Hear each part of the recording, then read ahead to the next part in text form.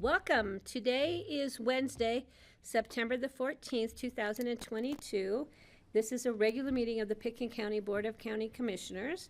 And first item on our agenda is, John, I think we have an addition to our agenda today. Yeah, we have one proposed addition to the agenda. It is a resolution of the Board of County Commissioners of Pickens County, Colorado, appointing citizen board members. That's per the direction that the board gave yesterday. I would suggest putting that under one read individual consideration. And I will pull that up electronically for the board. So under consent items, we'll make it 2B. You could do it under consent, but Steve is going to pull it. We'll just do it under consent. We'll do it under consent, and I'll just beat Steve to the punch on it. Okay. But you wanted us to put it under individual consideration? I was just suggesting that, but if you put it under consent, yeah, and pull it, that's fine. Yeah, that's where they usually are. Yeah. We'll do that. So I need a motion to amend the agenda. So moved. Seconded. I have a motion, I have a second. All those in favor, please signify by saying aye. Aye. Aye. So we have amended our agenda. So the next item is public, hi, Steve. The next item is public comment. Are there any members of the public wishing to comment on items not on today's agenda? I don't know if we have anybody online calling in. We have one member of the public. If you would like to speak in public comment, please star 9 to raise your hand. Okay. Seeing no members of the public wishing to speak, I'm going to bring it to the board for public comment. Any members of the board wishing to comment? I will.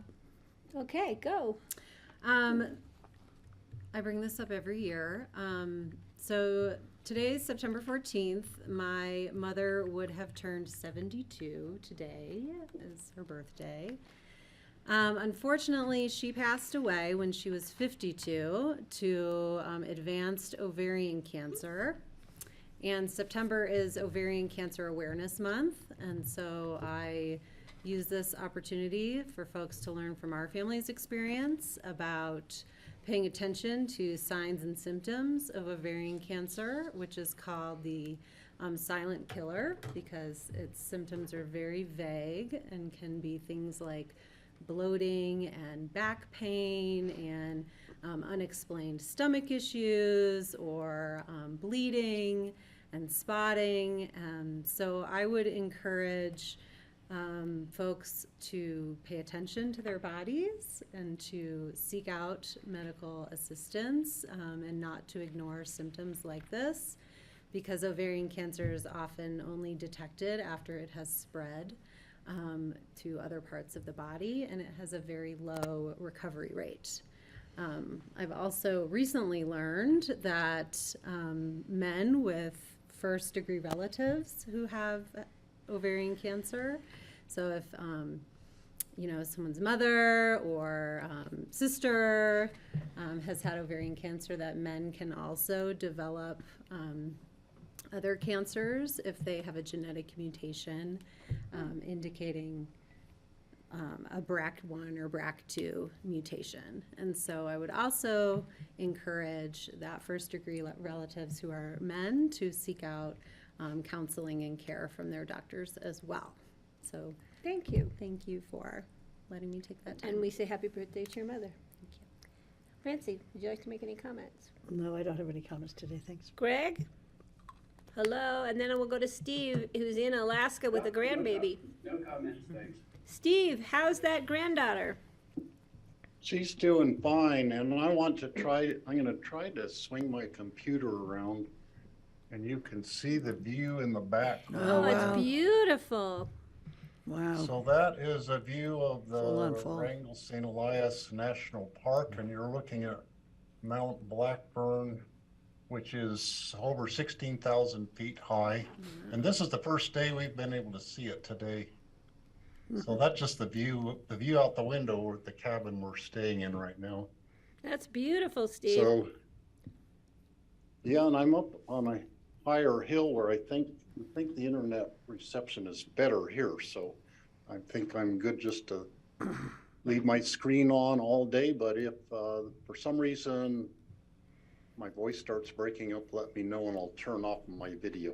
Okay, great. And Steve, I want you, Greetings from Alaska, McCarthy, Alaska. well, I want you to know, as hard as it's gonna be for you to have to come home and leave that beautiful grandbaby up there, and it's gonna be Yeah. harder now that you have the view plane, but we do need you home at some point. So you can bring baby Ramona home with you, and Kelly and I and Francie will be more than happy to hold her during meetings.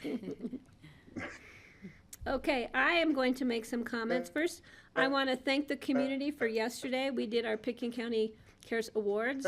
It's one of the best things I think the commissioners can do ever in our years. I want to thank the committee. Well, there's a whole lot of, Oh dear. Up, you're freezing in and out, Steve. it said unstable. Well, I didn't want to say that you were I'm unstable, unstable. Steve, so. So anyway, I want to thank the members of that committee who got together and helped us with the 16 proclamations that we gave out yesterday. It was a great day. We had some great members of our community here that we got to recognize and to honor. And it's always just a wonderful event. So thanks everyone for helping to participate in that event. And today, Kelly and I have these weird dates with birthdays and things that overcross each other. Today is my daughter's wedding anniversary, and it was raining 9 years ago when she got married, and they say that rain on your wedding day is good luck. My daughter did not think so the day of her wedding, but yeah, it's been 9 years, and they're celebrating their anniversary today in the rain.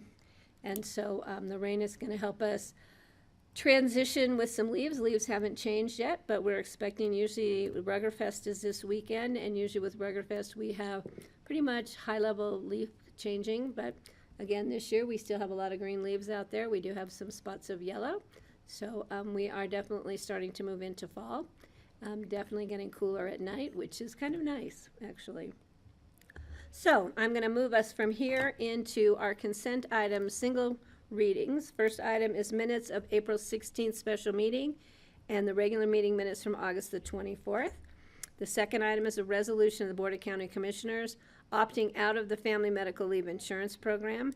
And the item 2B is now a resolution appointing citizen board members. We're appointing Barry Vaughn to the Airport Advisory Board as an alternate, Elizabeth Stewart Severy to the Pickens County Library Board as a regular, and Audrey Ellis to the Pickens County Library as an alternate.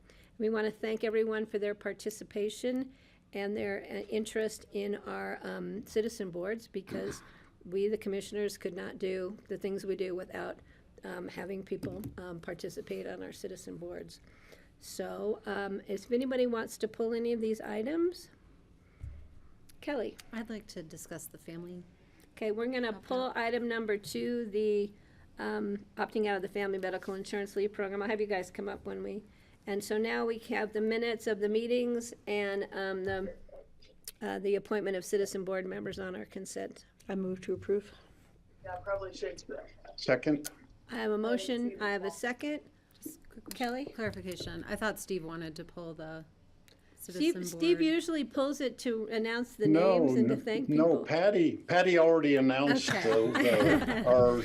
You the stole his people we thunder. are selecting, so I'm good. I beat you to it, Steve. I've learned you. after all these years how to beat you to it. Thank you for the clarification. I will second the motion to approve the consent items. Okay, I have a motion, I have a second. All those in favor, please signify by saying aye. Aye.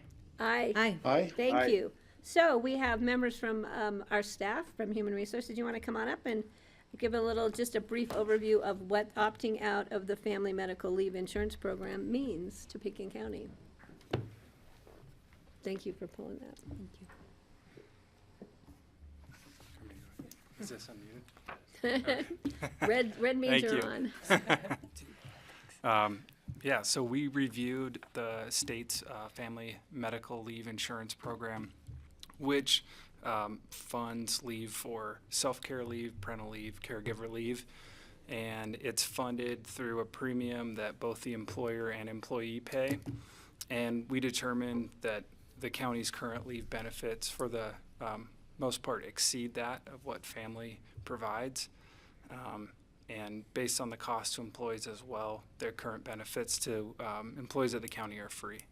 And so we recommended that the county opt out, and that we also look at enhancing our current leave benefits as well. I have a couple questions. Go ahead. That's okay.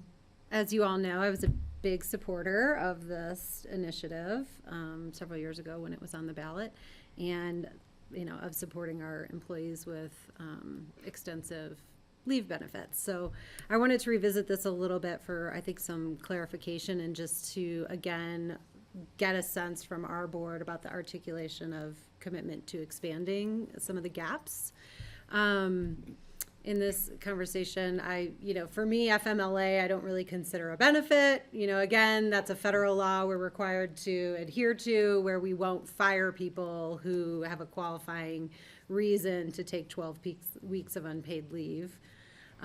So I sort of separate that out from the category of our benefits. And I think what I was starting to think about when I was revisiting this is really looking at the caregiver leave. To me, that is the biggest gap between what family provides and what Pickens County does not provide. We don't, beyond PTO, right, we don't really have any benefit for a caregiver to take care of an immediate family member or child or something. And so I guess I'd like some clarification about, is it possible to have both of these coexist or not for Pickens County?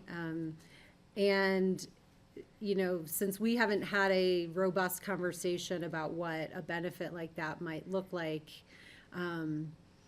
it's hard for me to assess what would be more cost effective for Pickens County. Because if we were talking about covering the family leave program at 100% for all employees, you guys have estimated that as $340,000. So should we operate under the assumption that Pickens County is, if we were to offer equivalent benefit, would cost less than that? We haven't really had that conversation. So that's why I just want to think about, is there an opportunity here to both be most cost effective and expand these type of benefits to our employees? Yeah, I can respond to that. So I looked at the total number of employees that took leave in 2021. And of the I believe 15 that were approved, only 3 were for caregiver leave. Were what? For caregiver leave. On FMLA? Yeah. So for caring for a spouse, parent, child, where they currently don't have a wage replacement. And the total savings to the county just for those 3 was only about $24,000. Since the county doesn't pay those wages, the county does budget at 100% of employee wages, so there's really no additional cost by providing wage replacement for those employees. It just reduces salary savings. Okay. And so we're looking at increasing that benefit to. So would the other FMLAs that were taken for folks who didn't have enough PTO or something to cover their own medical? Yeah, well, that program, there is wage replacement between 60 to 75% for an employee. Okay, got it. Yep. And we are looking at providing the caregiver leave benefit on a similar basis to the child care leave benefit. And from a budgetary perspective, as Brett just said, we're already budgeting for that expense. What we really lose is the productivity, whereas when we pay out the premium, that's actually dollars out the door without a guaranteed benefit back. And so from a budgetary perspective, it's almost a net zero at the end of the day. Okay. The other piece of your question on can we do both? If the county opts out, employees may still opt in. Right. That wasn't totally clear in this material, but I hope for a robust notification to our employees that is still available to them. Okay. Well, I appreciate that clarification here. I hope in our budget conversations we'll talk more about how we can improve this. As I've said in the past, there's a couple things like related to short-term disability. I'm not sure why we do such low percentages and why there's this time period that people have to wait.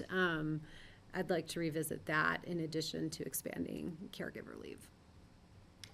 And am I on? Okay. And Kelly, yeah, we're on that already for 2023 around enhancing those benefits. Okay, thank So, you. absolutely, yeah. I'm done. Francie? Yeah, I just wanted to encourage us to make sure that we get information on this out to the employees so that if they do want to opt in, they can.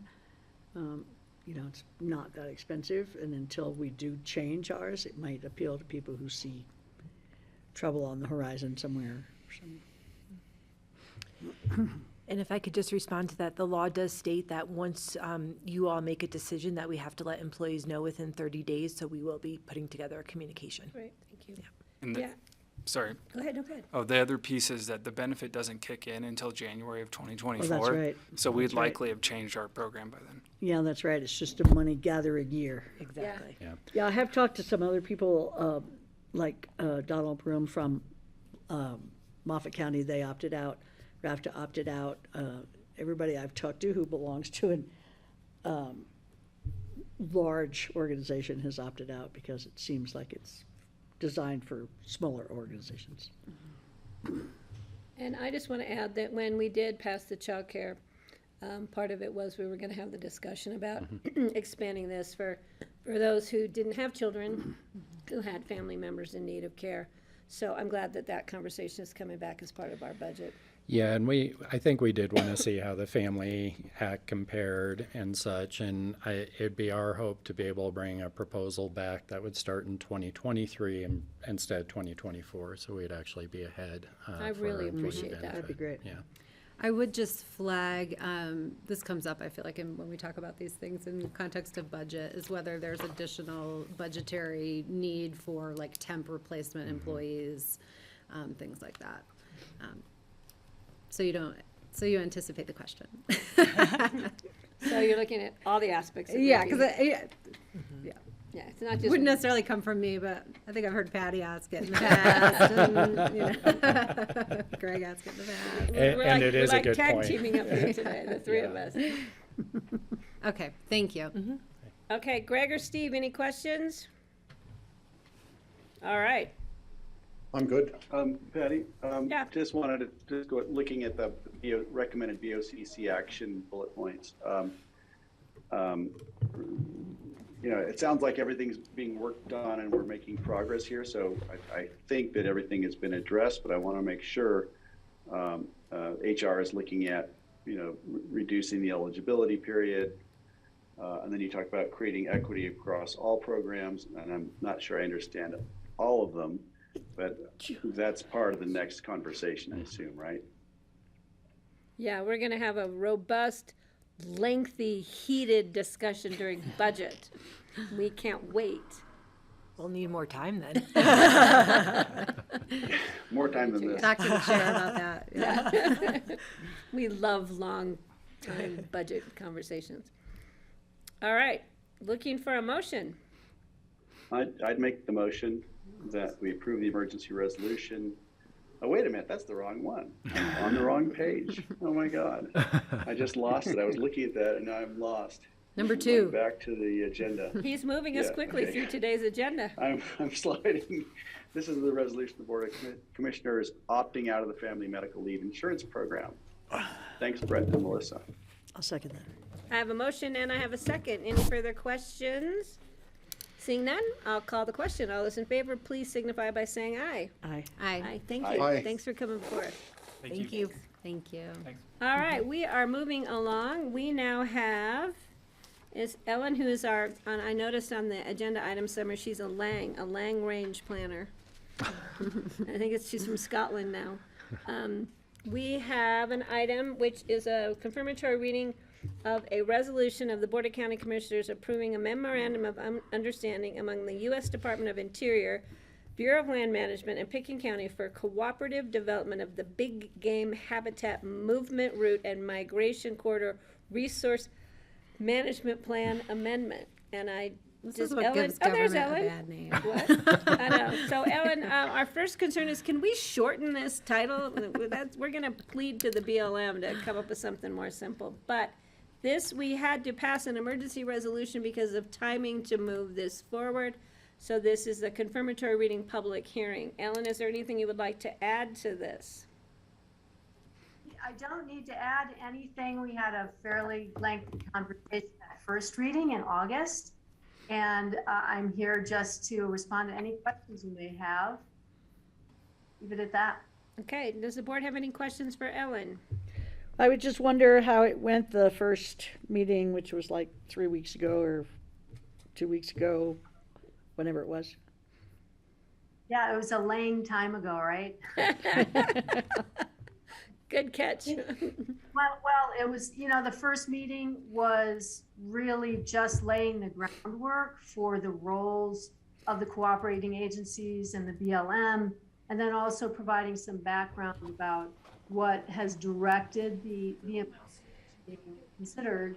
And so there wasn't a lot of depth. It was really just laying the groundwork. It was a good meeting. It was attended by, I want to say about 48 cooperating agencies. Wow. So, yeah, and they have not yet scheduled the next meeting, but I will, Francie, I will let you know when that is scheduled.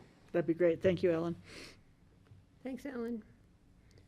Okay, this is a Oh, public. Patty? Yes, Steve. Question for Ellen. This seems more directed towards oil and gas drilling areas, but was there any indication that they will be looking at other wildlife areas and the impacts from other activities on BLM land, for instance, on the Crown and the recreation?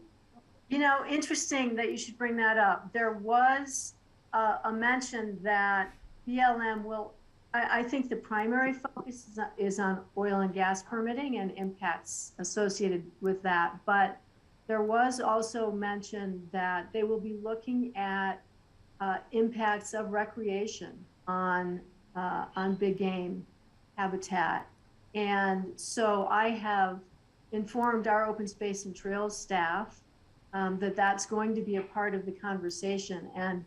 And so we will probably be providing some background information about our open space properties and trails as they relate to BLM properties or BLM land. And the Crown is a perfect example of where that intersection meets. So yes, they actually did bring that up as an additional part of the conversation we'll be having. Okay, great, thank you. So this is a public hearing. Greg, go ahead, and then I'll open the public hearing. Oh, I just wanted to thank Steve for asking that question, and Ellen, thanks for sharing that with us, because that raises the flags for us. And I get the impression that it's not just open space land that we have to be concerned about or we want to be vigilant on this about, but I think this is really important, and I'm really grateful you and Francie are on this. And I hope that we get regular reports on it as things develop, because if it's not just oil and gas, it's recreation. They're looking at corridors that are bisecting the state in many places through our region, and this is important. So thank you, and really grateful that you're there. Steve? Great, thanks, Greg. Steve, go ahead. Well, one more place that I thought of on Light Hill, there's a possibility of putting a solar farm on part of Light Hill. And so it would be on BLM land, and that would be another one where it definitely would have an impact on a very small area on wildlife, but that's another one in Pickens County that I think could end up being on the agenda for this group. Thank you. Yeah, Light Hill is a critical piece from a wildlife perspective. So thanks for that heads up. Okay. Now, this is a public hearing. I'm going to open it up to the members of the public. Are there any members of the public who would like to comment on this item on our agenda? If you're online and you would like to speak, please hit *9 and raise your hand. And there's no one in the audience in the room. Just checking. Greg, you still have your hand up. Did you want to comment again? I would just put it up again. When you close the public comment, Okay. I can, unless you want me to now. I am going to. We don't have anybody. What's that hand 1 up there? Is that just me, Greg? That's a new one I just saw. I'm going to close the public hearing and bring it back to Greg. Yeah, only that Steve brings up a good point. Thank you for mentioning Light Hill. There could be other areas within the county that are important or very near to the county's edges that might have the similar issues, whether it's solar farms or other activities. And so that just underscores the importance of participating in this. So just want to say, it's at some point, perhaps we should sit down with maps and look at potential areas that might be of concern to bring up with this group. So thanks. And Ellen, I have a question. This is, I think I already know the answer, but just for clarification. When we talk big game, are we just talking species like elk and deer and caribou and antelope? Because for some people, big game might mean wolves or bears or mountain lions. The answer is that for this particular effort, the big game species that are being considered are elk and deer and pronghorn antelope, which really aren't a species that we typically have in our Pickens County area. But so it is focused on big game, deer and elk. That's my understanding. Okay. That's what I assume. I just want to clarify that for the public. Okay, we've got the public hearing open and closed. I'm bringing it back to the board for further comments, questions, or for a motion. Jump in there. I'll make a motion to. I'll make a motion. I'll second it then, Francie. I'm trying to find the name. I will make a motion to, I was way down at the bottom of this. I'm almost there. I've got it right in front of me if you don't. Yeah, go for it. Okay, it's to approve the emergency resolution approving a memorandum of understanding among the U.S. Department of Interior, Bureau of Land Management, and Pitkin County for cooperative development of the Big Game Habitat Movement Route and Migration Corridor Resource Management Plan Amendment. I'll second. We have a motion and a second. Further comment? Steve, your hand is up. Yes, and thinking further about big game species, there are hunting seasons for bears and lions both. And I think that those animals should also be considered. They're not as big of a thing as deer and elk and the whole CPW scheme of things, but a lot of the habitat, especially probably for lions, is on BLM land. So I think they should be not left out of the discussion. I agree. So we'll see how Ellen can slide that in there with everybody, but it's just a side note, I think, for when they're talking about migration corridors, protection, and disruption of habitat. So I think that should be part of the discussion. All right. Any other comments or questions? I'll call the question. All those in favor, please signify by saying aye. Aye. Aye. Hi. Thank you. All right, now we are moving on to our next item, which is a individual consideration item, first reading for public hearing on September the 28th. And this is a resolution of the Board of County Commissioners approving third quarter budget supplemental request. And we have Connie Baker here with us. We did have a very nice, well-informed conversation about this yesterday as part of our work session. So does the board have any further questions? Or Connie, are there any changes or additional information? No, no changes. The only item that the board asked us to change was the assessor's request for a one-year appraiser position. And the board asked that that not be term limited, but just knowing that with the staff retirement coming up in 2023, that they would be back down to the regular number of positions at that point in time. All of the requests together will increase the county's budget by $2,364,750. That's offset by revenues of $1,430,511. So that is a net increase in budget of $934,239.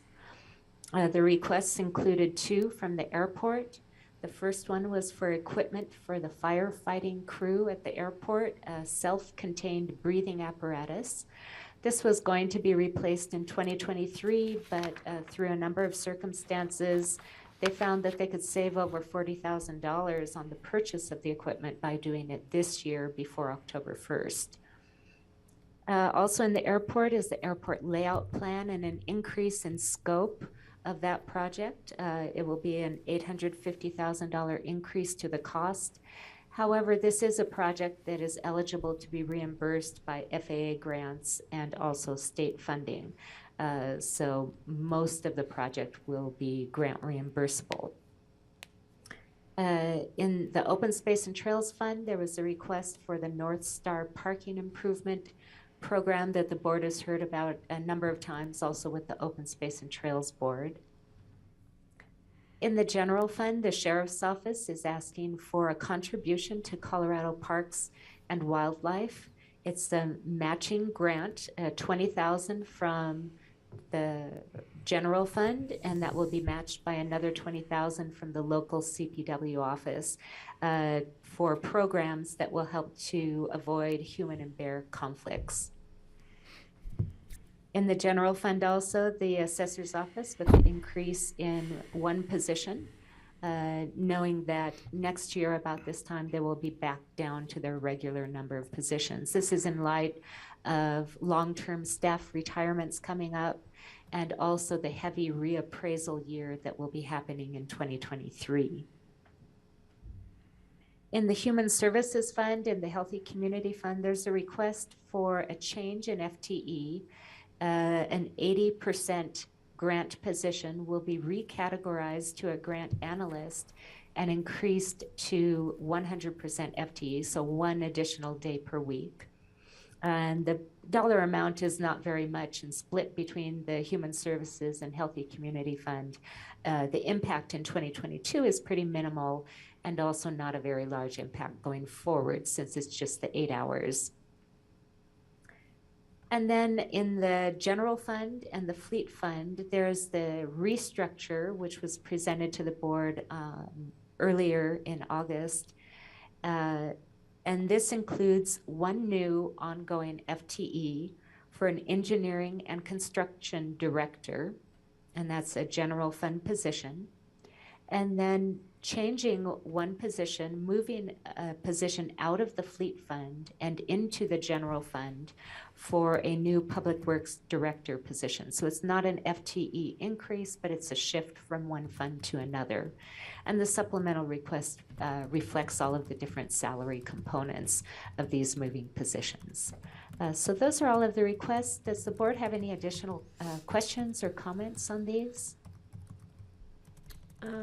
Seeing none. So this Just is wanted to point out, I think you said director. I always want to make sure we people understand it's Deputy Public Works Director, correct? Yes. Thank you. Yeah.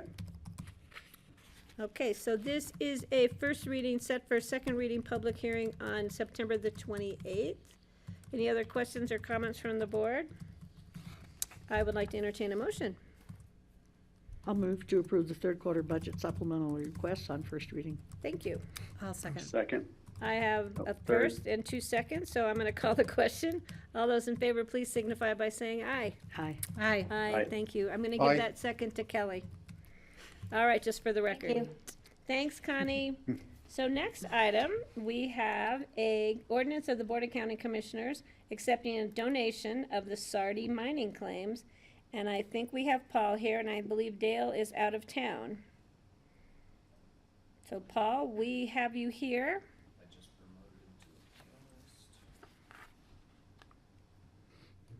Yes, hello. Sorry, I had to rejoin as a panelist here. There we go. There you are. Yeah, sorry, Dale is out driving a Bentley, I think. Driving a Bentley? I saw a photo. Dale posted a photo of a very rainy day, and he's driving a convertible with only a half windshield. So somebody's getting very wet. I think they're all smiling. That sounds terrible. No, Kinda sounds just like Dale. we've been questioning some issues with Dale for many years when he drives across country with either the temperatures are 200 degrees or it's pouring rain or snowing. And We've just learned to accept that. Actually, going anywhere in his regular car can be quite an adventure as well. Going anywhere and doing anything with Dale is always an adventure. Has been from the day we hired him. We love him, and we miss him. But Paul, please go ahead with the Sardi mining claim donation. Absolutely, yes. My name is Paul Holsinger. I'm the Agriculture and Conservation Easement Manager for Pitkin County Open Space and Trails. And happy to cover this one for Dale, who has really done most of the legwork, whatever that is, since the Sardi family has been really forthcoming and just contacted Open Space to see if the county was interested in accepting this property that's quite stunning, both properties, 2 mining claims. And I'm going to share my screen, and I'm going to share, I'm going to do this through Pitkin outside. It looks like, there we go. So the 2 mining claims that the Sardi family is offering are on opposite sides of the county. One is over in Avalanche Creek drainage, which I'll start with, and the other one is up Express Creek. I'm going to zoom in here. So this is Highway 133 coming down, and the property is right here up Bulldog Creek, which is a drainage of Avalanche Creek. The backcountry or the campground for that area is right here, but it's the entire in-holding here, 40 acres. Me and Dale walked up there and took a look at the property, which the Forest Service has so kindly put signs up. So once you enter the property, you know you're there, and it kind of follows along. But it's a 40-acre piece. It actually had TDRs taken off of it, so it's already been sterilized. And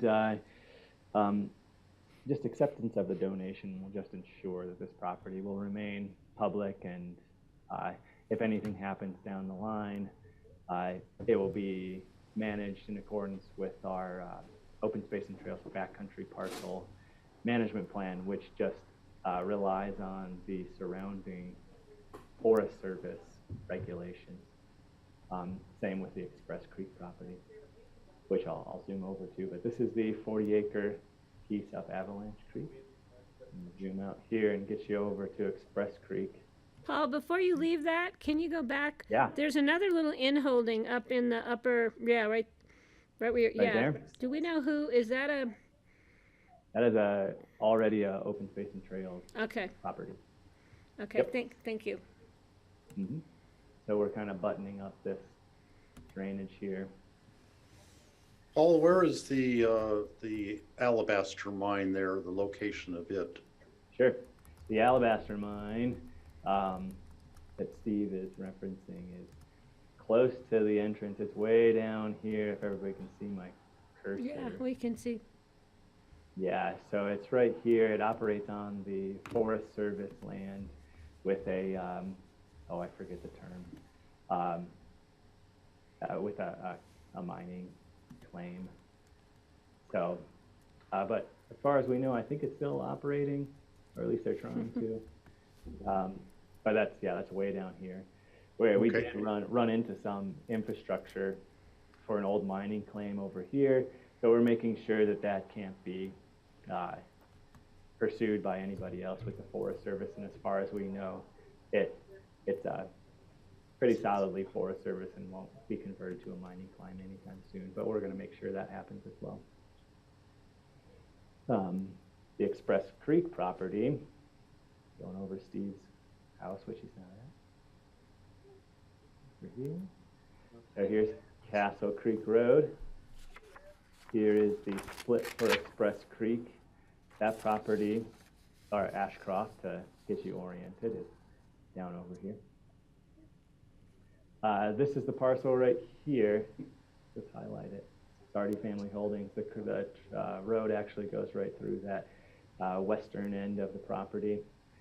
It's 10 acres, another TDR restricted site, but with county ownership, it will forever be, if anything happens in the future with those covenants, we won't have to worry about that because it'll be under county ownership. And Dale mentioned in his memo that these two parcels will also be an asset to us with any sort of federal land exchanges. We can offer them since they are in holdings.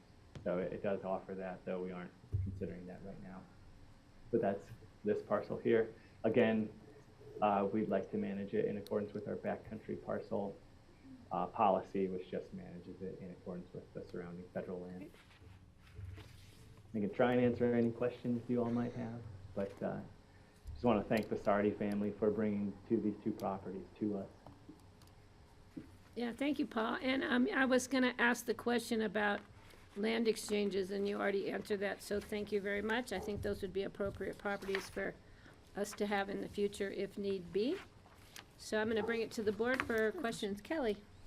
Yeah, hi, Paul. Would this allow the family to be eligible for the tax credit at all? It, as far as no, I don't believe so. The tax credit program that I'm familiar with is the Conservation Easement Tax Credit Program. Since all that value has been stripped of those properties already, that credit is gone. Okay, thank you. Good question. Steve or Greg, any questions? No. Nancy? No. Okay, so this would be a first reading, I believe, set for public hearing on September the 28th. I would like to entertain a motion. I I'll could make a move. motion. Oh, well, I beat you to that, didn't I? Accepting the donation of the Sardi mining claims. I'll second. All right, I have a motion, I have a second. Paul, thank you, and let's hope Dale gets home safe and sound and probably soaking wet, but that's his problem, not ours at this point. So, He'll probably have some flies on his forehead, dead bugs on his or forehead. grasshoppers, or God only knows what's out there today. All right, I'm going to call the question. All those in favor, please signify by saying aye.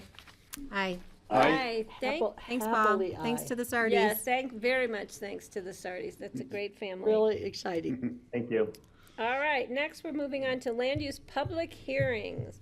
The first item is an ordinance adopting amendments to the Village of Redstone design guidelines and to the 2006 Pickens County Land Use Code, Title 8 of the Pickens County Code, specifically sections 2-30-10, 5-20-70, 7-30-20, and 7-20-100 related to the Redstone Historic Preservation Commission and development within the Redstone Historic District. This is a continued second reading and public hearing, and I'm glad the titles are so long because it gives staff time to get prepared and ready to roll. Well done with all those numbers. All right, the floor is yours, ladies. Thanks, Patty. Suzanne Wolf with Community Development, and Susanna Reed, Reed. our Historic Preservation Officer. She can introduce herself, but I'll kind of kick it off, and then Okay. maybe Susanna. We have too many uhs. Yes, we do. Suzannes and Joannas and anyway, so we've been in front of you before with the amendments to the Redstone Historic Guidelines, as well as associated land use code amendments, where there are references to the guidelines. Those are incorporated into the code through those references. So we had a first reading with you, and a second reading was continued. A couple members of the public showed up at that time and had concerns about not having been, gotten notification. And I think this is a project that's gone on for quite a while, with Susanna working with the Redstone HPC and doing some, public outreach and stuff, but it had dragged on over a sort of somewhat substantial period of time. So it did make sense to go back and try and, make sure everybody had the information. So since that meeting and for today's meeting, we did put all of the information on our website. And then in order to get people to know where to find that on the website, we did mail postcards to everyone, all property owners in the VC and VR zone districts. And then the Crystal Valley Echo, I guess it is, did put information in their August and September issues with, again, the links to the specific information on the website. And the website included all of the amendments, the prior memos, kind of all of the background information. So anyway, we tried our best to put it out there to get people more information. And other than that, the one specific topic that came up at the last meeting were concerns about a proposal to take away the below-grade exemption that was in the code. And staff had at the time sort of just looked at it and said, this isn't something anybody's ever taken advantage of. Is it something we want to keep? And then people showed up and said, wow, this is something we've always been counting on. You know, again, I think there's going to be limitations to who can actually take advantage of it, given that a lot of Redstone does have floodplain issues and, you know, other constraints associated with that. But based on the direction at the last meeting, we did basically put the same language back in. I think maybe you made a couple of cleanups to that language, but again, basically put that provision back into the code. And then I think there maybe were just a few other little cleanup items in the actual guidelines after some of that conversation. Yeah. So I think that's really all I have, and I'll hand it over Okay. to Susanna. I did actually speak to Bob McCormick personally and let him know that we were keeping this provision back in, so he was happy with that. We did receive 2 other comments that I think you received copies of. One was an apparent discrepancy in the sign code, which I think is just a difference between the way the new Redstone sign code handles projecting signs and the way the current county code handles projecting signs. And the Redstone, the new code will override the county code in those areas, so I don't see that as a conflict. The other comment was a little more lengthy, and I thought I would address those issues if you wanted me to. Just quickly, is this John Stokes? Recent email? Yeah, Okay, I think we thank should. you. Yeah. And kind of to start off that conversation, I brought a little handout for you. Just to kind of give you a sense of how these guidelines come about and how good preservation practice emerged. Basically, the federal government has what's called the Historic Preservation Act. And it's, so the way historic preservation is handled in the U.S. is guided by the Secretary of the Interior.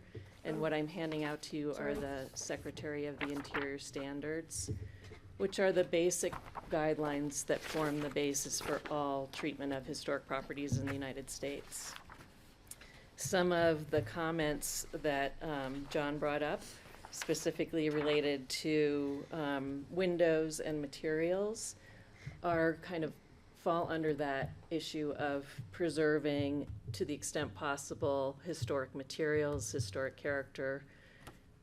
Typically, replacing windows is seen as a loss of historic integrity on a historic building. Similarly, replacing original materials is considered a loss of historic integrity on a historic building.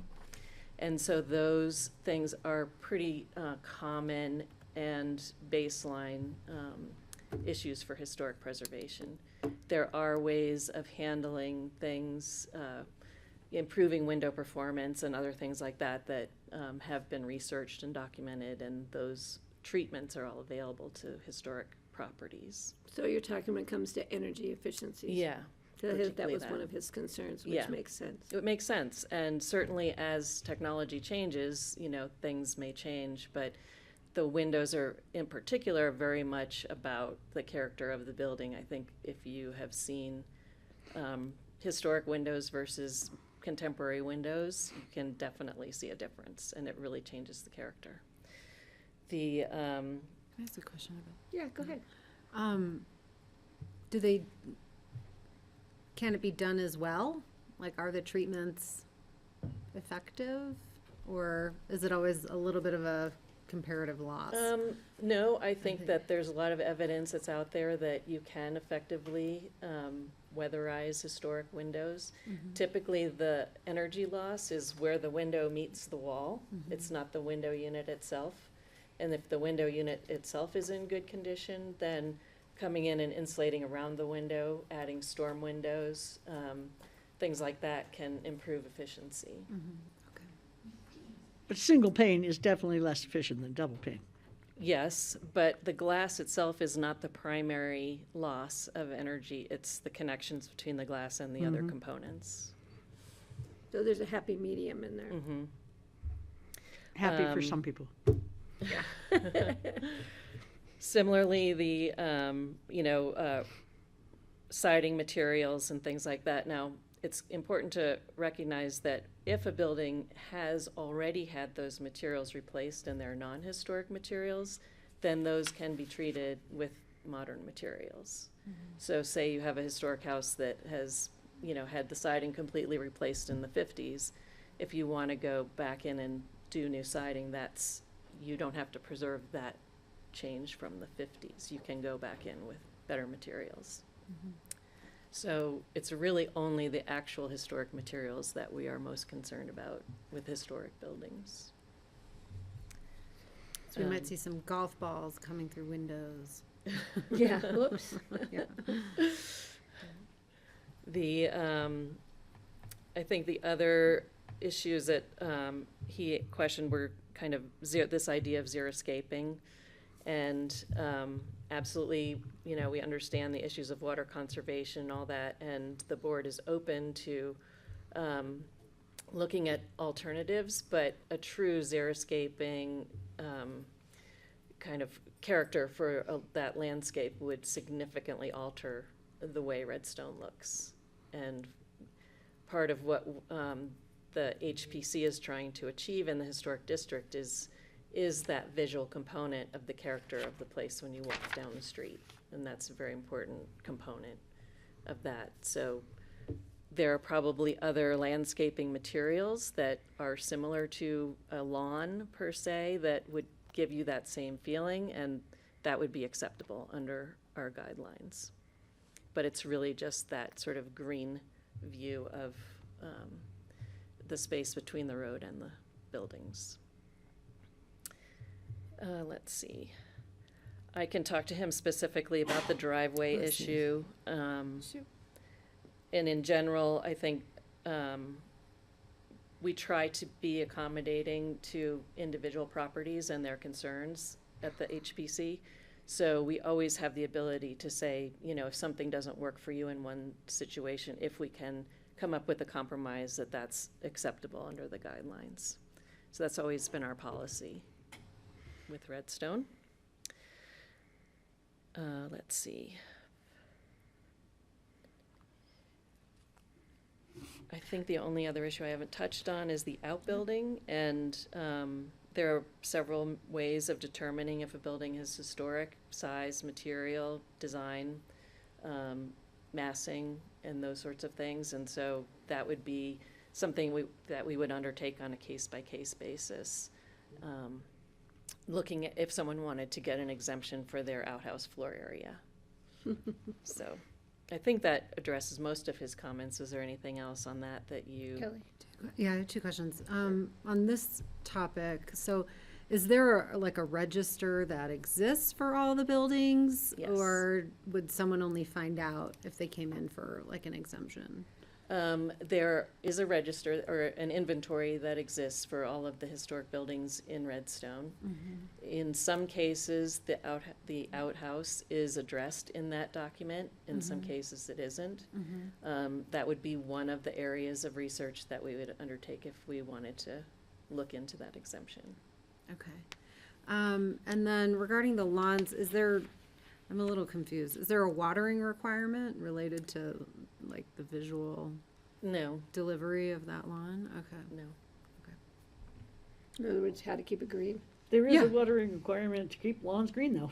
Well, if you want your lawn to be green, but if Nothing you in the want it to code. be xeric, then you just don't water it, right? But I think use if you green imagine bark. Yeah. a gravel and river rock landscape, you might see that that's not what, what really is Redstone is about. And there are trade-offs for doing historic preservation.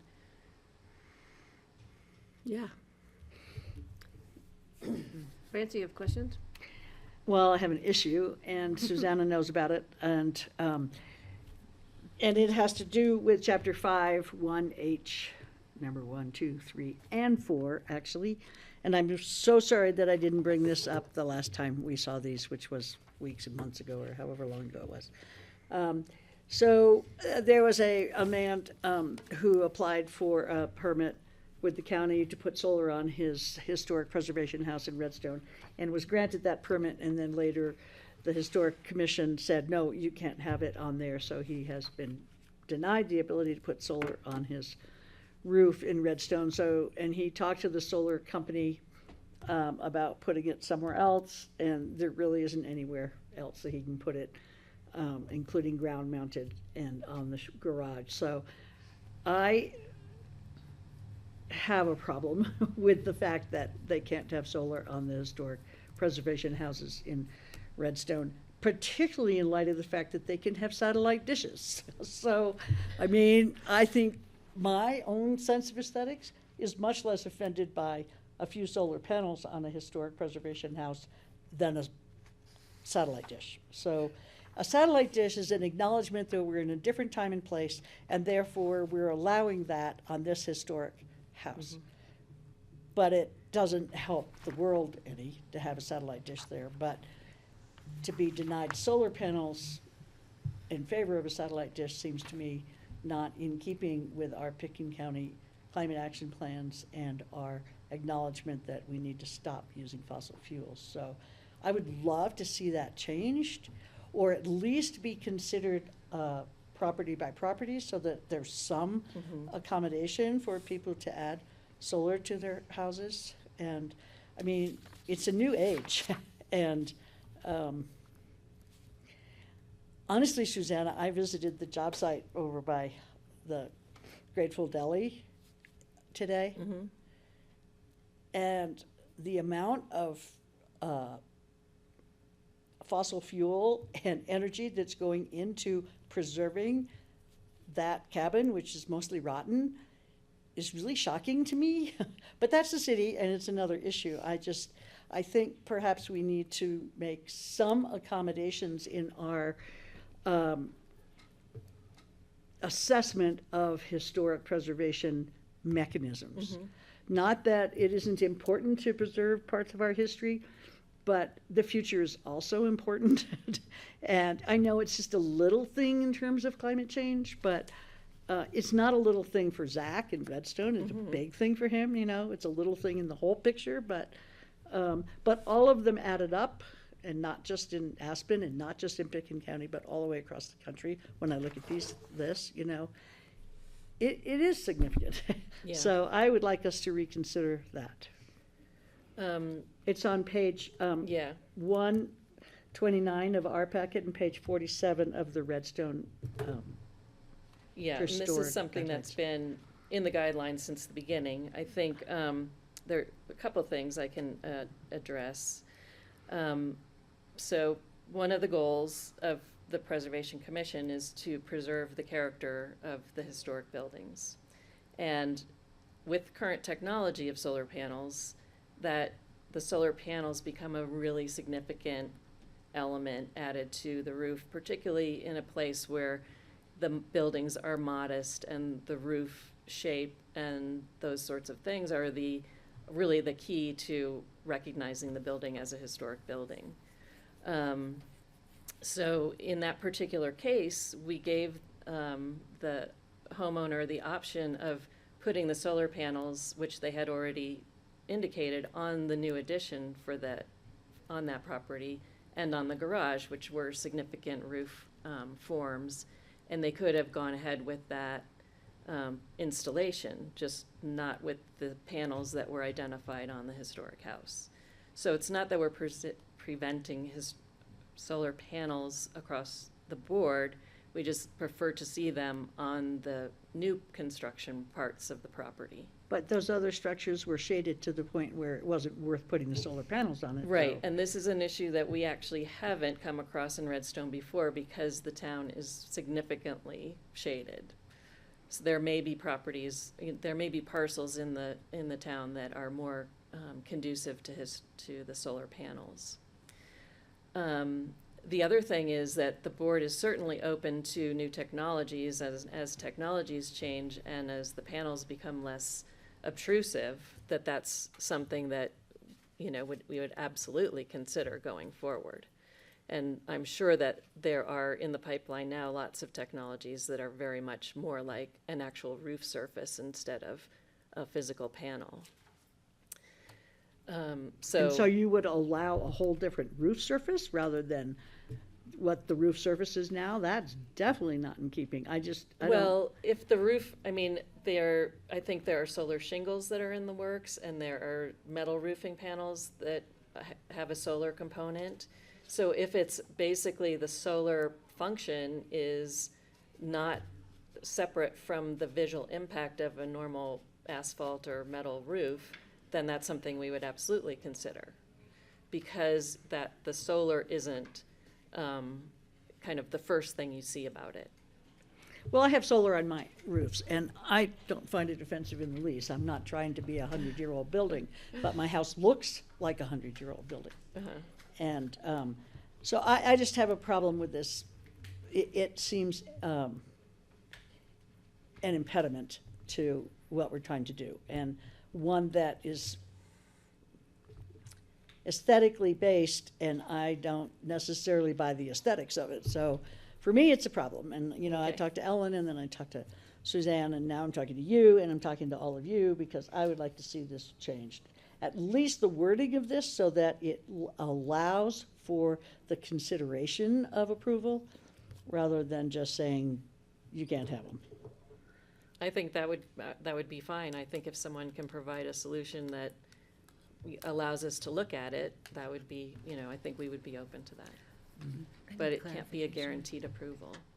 Greg, Kelly just has a point of clarification. Greg, I wanted to pick your brain too, Greg, so. Go ahead, Kelly, go ahead. Thanks. I feel like what I'm hearing you ask for, they've already done by providing some consideration. So I don't think that's going to satisfy what you want. No, but the And consideration puts the I want to solar get panels more in detail. the shade. Well, you Right. can't have solar panels in Well, the shade. I just need a little, like, let's circle back and Okay, try so to be really specific about what would solve this. 'Cause Well, I think I'd it's a like problem. Zach's case to be reconsidered, but I would also like the language in chapter 5 here to be rewritten to indicate that the possibility of solar panels would at least be considered by the commission, rather than just saying they can't be put on.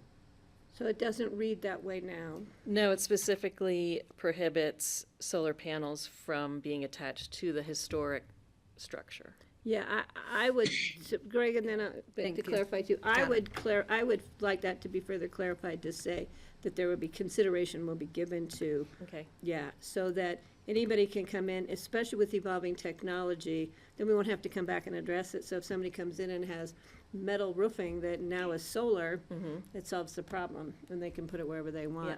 But rather than just automatically saying no, give people the opportunity to try and come up with a solution that works. Okay. Should we hear from Greg? Okay, is that what you're kind of going for, Francie? Yeah. I know you'd like more, but Yeah. Greg, please? Oh. Greg's our technos. Yeah, I think that I appreciate the conversation. Francie, thank you for bringing it up. It leads to a much larger philosophical discussion on, you know, where are we trying to go and how are we going to get there, and what compromises are we going to have to make in order to actually satisfy our energy needs and try to solve this carbon emissions thing.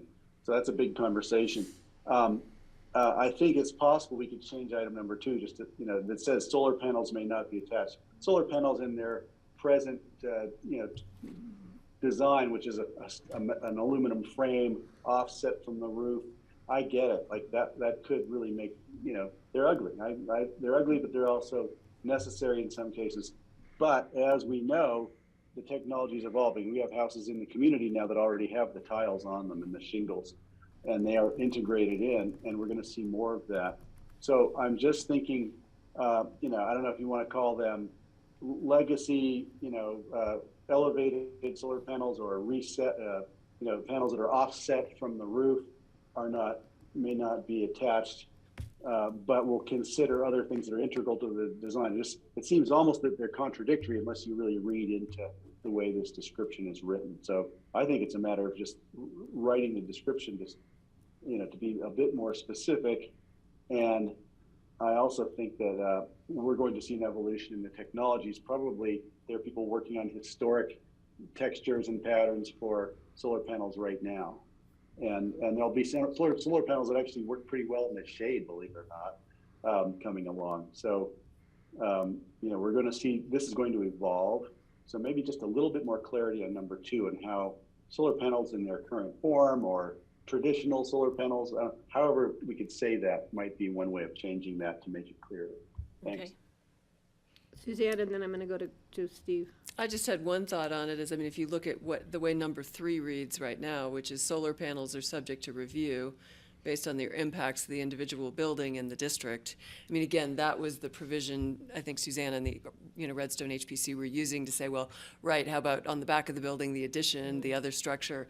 But again, maybe that's just, sort of that broader language that we take away, may not be attached to historic structures. But again, it lies with the Redstone HPC to make that determination about what that impact is. I guess. Just take out number 2, Yeah. you mean? That would be Right, simple. but then again, it's Prohibition. basically saying, right, if you're gonna do solar panels, it needs to be reviewed by HPC, and they'll be looking at, how can we best do this, accomplish the solar, but also, maintain the character. And whether that's new technology when it comes along, or again, working with the individual site, that's, really what HPC is doing already. Now, if HPC Thank you. denies, can they bump it to the BOCC for an appeal? Yep. Okay, Sure. just want to make sure. I like the appeal process. All right. I will, ahead. are we good with that? That we'll Yeah, no, just- let's get Steve here. Okay, Are we scratching 2? yeah.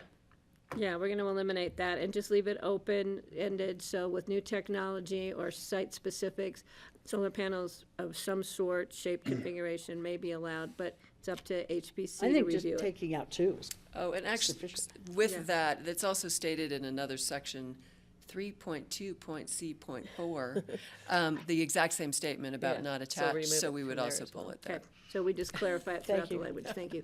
Steve, please. A better solution for all of Redstone, I think, would be to find a location where they could do a community solar garden. And it wouldn't probably be in Redstone, which is down in a narrow valley with not as much sun. It might be up towards Placido or down towards Avalanche, or, someplace in the Crystal River where they have really good solar exposure, and there could be a small solar, I say a solar garden, which as opposed to a solar farm, it's not like a great big thing, but it'd be more size to providing the electricity for each house in Redstone that they could subscribe to. So they would have solar electricity, but it wouldn't be on their house. And that way the historical integrity of each building could be preserved, and the whole community could benefit from a really efficient solar project. So that's a suggestion. I don't know a specific site. The thought just came to me just during this discussion, but I think we should probably start thinking along that line as a good solution for all of Redstone, because this won't be the only person who wants to get solar for their house. Okay. Suzanne, did you I have was something? just gonna say that the area behind the coke ovens has been floated a bit with that idea in mind. Okay, thank you. Awesome. Francine, then I'm going to go to Greg. I guess I just want some justification for the satellite dishes as compared to solar panels. I can address that. Apparently, there is a regulatory aspect to the satellite dish that does not cover solar panels. Apparently, you can't Say no. regulate the location of a satellite dish. Kind of like the Mandalay inch Well, or pipeline thing. 5G, where we couldn't really Yeah. say Yeah. no to. Yeah, so that's a Well, I also total- think there's that a- there's probably more people being loud about satellite dishes than about solar panels, so how loud do I have to be? Well, the problem is a lot of satellite dishes are defunct. They don't even use them anymore in Right. some cases, and they leave them up there. But that's the same thing with 5G. Right. 5G, they can put up a tower and they can leave it there for forever, for eternity, without having to take it down when they're no longer using it. Yeah. By regulatory requirements. So or that's provi- why they're treated differently in here. 'Cause So your hands are Francie, we tied. got a list for Well, you I to go to really Washington. want to tie your hands about solar, I know. like they tied your hands about that. So that's what I'm looking for, is how to allow solar panels on Zach's house and other houses until we have some other more beautiful. I mean, I'm looking at this roof right here, for instance, and Greg, you said solar panels are ugly. Well, I don't see that solar panels on that roof in the picture here on page whatever it is are any uglier than that gray tile stuff. I mean, so things that make the world a better place have their own beauty. And so that's just like a problem to me, that people are saying, well, they're ugly, and so therefore we don't want them. It's like, power lines are uglier, you know, Yes. and they're all over the place. So So I don't think know where to go with this. I mean, I appreciate the elimination of part 2, sentence 2, but I don't know. Well, you bring a code amendment that says it's a use by right or something. either that, or we're gonna make a list of Francie goes to Washington. I think we have more power right here. We don't have to go to Washington. I don't know, she's done a lot in DC, so Greg, do you wanna continue on there? Yeah, I just want to say, it won't be long before you won't be able to tell if that roof has solar on it or not. And I think we're getting there fairly quickly. So that part of the conversation shouldn't be, I think will become moot. That's my hope. Well, 5 or 10 fairly years soon. for you might be different than people who want solar now. Yeah, And- well, if you're in a hurry, don't be in politics, right? I think I just learned that. There's that. The other side, what Steve brought up is something that's been on my mind a lot. I was thinking about a solar farm that could provide power for people who can't have some people just simply can't have solar because the access to the sun isn't good enough where they live. Some people live in hollers with big spruce trees surrounding them. And so hollers. And so, it'd be great to think about that and look for solutions. And the solution I've been contemplating and have proposed at times has been Coal Basin, where you could actually put a massive solar farm on a formerly industrial site that already is wired by Holy Cross for a tie-in for power. So you could put 5 or 10 megawatts up in Coal Basin. It would be virtually invisible to the public, so it satisfies the aesthetic, and it would provide power to the entire Crystal Valley and beyond, and be part of the resilient network. So I just wanted to bring that up because I love it when I hear people talk about solar farms, and I really do like hearing about ones that are hard to see. Quite honestly, it's not. You don't want an industrial site in the heart of your historic town. I get that. So those are the two things. So I think, Francie, you could go to Washington and pound the table. I'll probably come with you. But I think that technology is changing quickly enough that people are going to have choices for roofing that will give them the ability to absorb sunlight and not destroy the aesthetic. I'm pounding Thanks. the table here where we actually have power. Power to do what? I'm pounding the table here rather than in Washington. We actually have All the right, power to do it We here. have made, I think we're going in the direction of amending the documents before us to eliminate the sections that have been cited, right? 2 different sections to allow consideration of solar, provisions for solar on historic structures in Redstone by review of the Redstone Historic Preservation Commission. Okay, are we there, guys? Kelly's quietly pounding the table over here. No? Okay. So, okay, you had another point. I think just quickly, in terms of your concern about what was going on over here on Main Street, there is a kind of emerging recognition of the preservation of buildings as being a much more sustainable approach to construction and to buildings in general than new construction. And I would just say, you know, yes, a lot of effort is being spent on preserving that little building, but at the same time, a new building would certainly use as much or more energy consumption than that little Well, I building certainly would. think that's true in the demolition of 15,000 square foot houses that were built 25 years ago. In this case, I can't agree with you. In this case, I wish they'd left it exactly like it was, and the gypsy lady was still in there behind the trees, because Yeah. it was pretty cool. And the roof in that building has withstood blizzards and storms for 100 years, and now it has to be replaced inside with gigantic metal structures and metal, sorry. I That's could an go on area for we about can that for a agree long on. time, but I'll be back, Suzanne. Okay. All right, so moving forward, any further issues, points? We've addressed the issues in the letter we received, I believe. Yep. Thank you for doing that. Sure. And thank the gentleman for submitting that letter, which was very clear with his bullet points. The board have any other questions? It's a public hearing. Thank you. Continued public hearing now. Yeah. I'm going to open the public hearing because I think we might have some people online who wish to speak on this item on our agenda. We have no one in the audience in person who wishes to speak. So if you're online and you raise your hand, so we have DJ who would like to speak on the Redstone Historic Preservation item. You are on, sir, and you have your 3 minutes for public comment.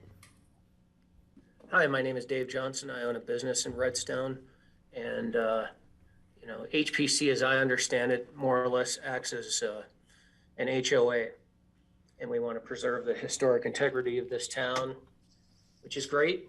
But I've got an issue with the fact that if you look at the guidelines that were recommended by this non-elected board to you, there's 9 or 10 pages of guidelines that business owners have to follow just to put a sign in front of their place. Obviously, we're not allowed neon or anything like that. 9 or 10 pages of people telling businesses what we have to do, when we've been told what to do constantly by you folks for the past 3 or 4 years. There's not one word about signage in front of residences. There's been political signs in front of multiple residences in this town for more than 3 years of a political nature. No one in this town had anything to do with the events over 3 years ago in Minneapolis. How come there's no recommendations as to signage in front of homes in Redstone? It would be my understanding political signage is, and Kelly, you might want to help me with this, as far as election campaigns, is a freedom of speech issue. And there's certain areas where you can post them on your private property. And again, sorry to say, I know how people get tired of hearing this from the BOCC. There are some things that the federal government has control over, and one of them is the United States Constitution and your right to freedom of speech. Well, these are not election signs. Well, you said political signs. And they don't make, they certainly are not historic. So let me offer a example so if someone puts out a sign or like a flag that says Happy Spring with a flower on it versus a sign that says love your neighbor or whatever, that's kind of what you're referring to, sir? Well, what this is an ongoing pattern with you folks of hostility towards business that you've all exhibited for the past many years. You're constantly telling all of us what to do.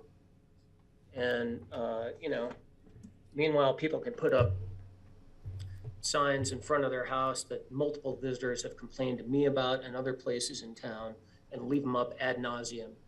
And the idea is to have a nice town that people want to visit and that remains historic in nature. That's the goal of these guidelines, correct? Why not make them complete? If you're going to act like an HOA, act like an HOA.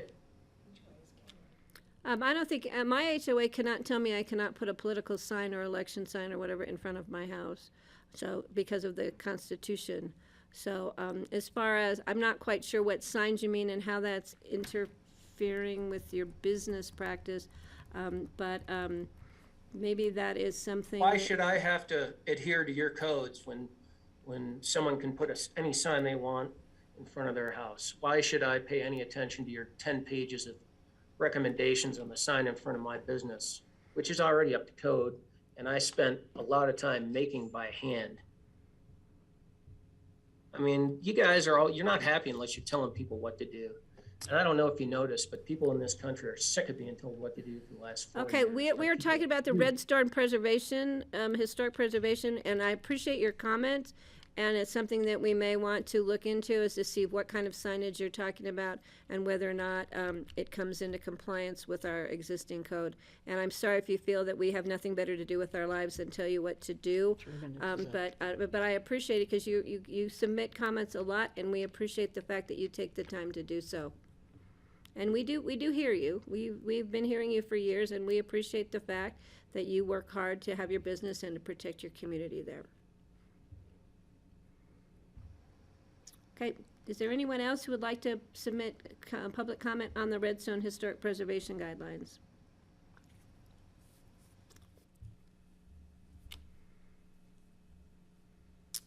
Okay, I'm not seeing anyone else who's raising their hand. *9 to raise your hand. If anybody else would like to speak on the item before us? Okay, seeing none, I'm going to close the public hearing and bring it back to the board. Kelly? Yeah, I do have a question on this topic. So the sign section is relevant for the Village Commercial Zone District. Correct.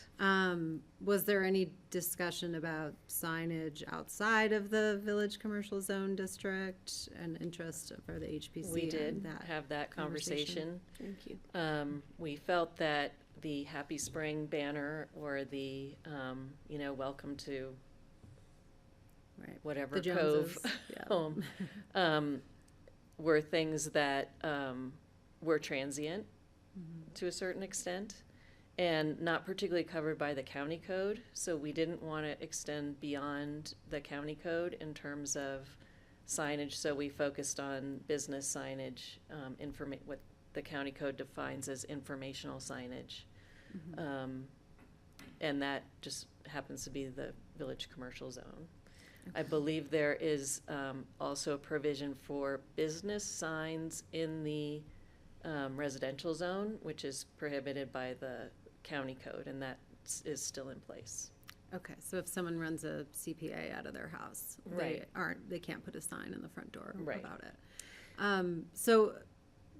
So Dave could go to the HPC and ask for a broader conversation about residential signage in the community. Yeah. Okay, because I would want that conversation to happen and come to us with a recommendation, rather than insert something in this right now, but there is an avenue for that Sure. complaint to Yeah, that's a good idea. The, have a I community think that he's conversation about talking it. about things like justice for George Floyd. Right. And they I have got been it. there for a Yeah. long time. Yeah. those And that signs. is something that we don't have any ability Yeah. to regulate. Mm-hmm. The other thing is that we this have political? discussed over the years, people wanting to bring banners to Main Street and things like that.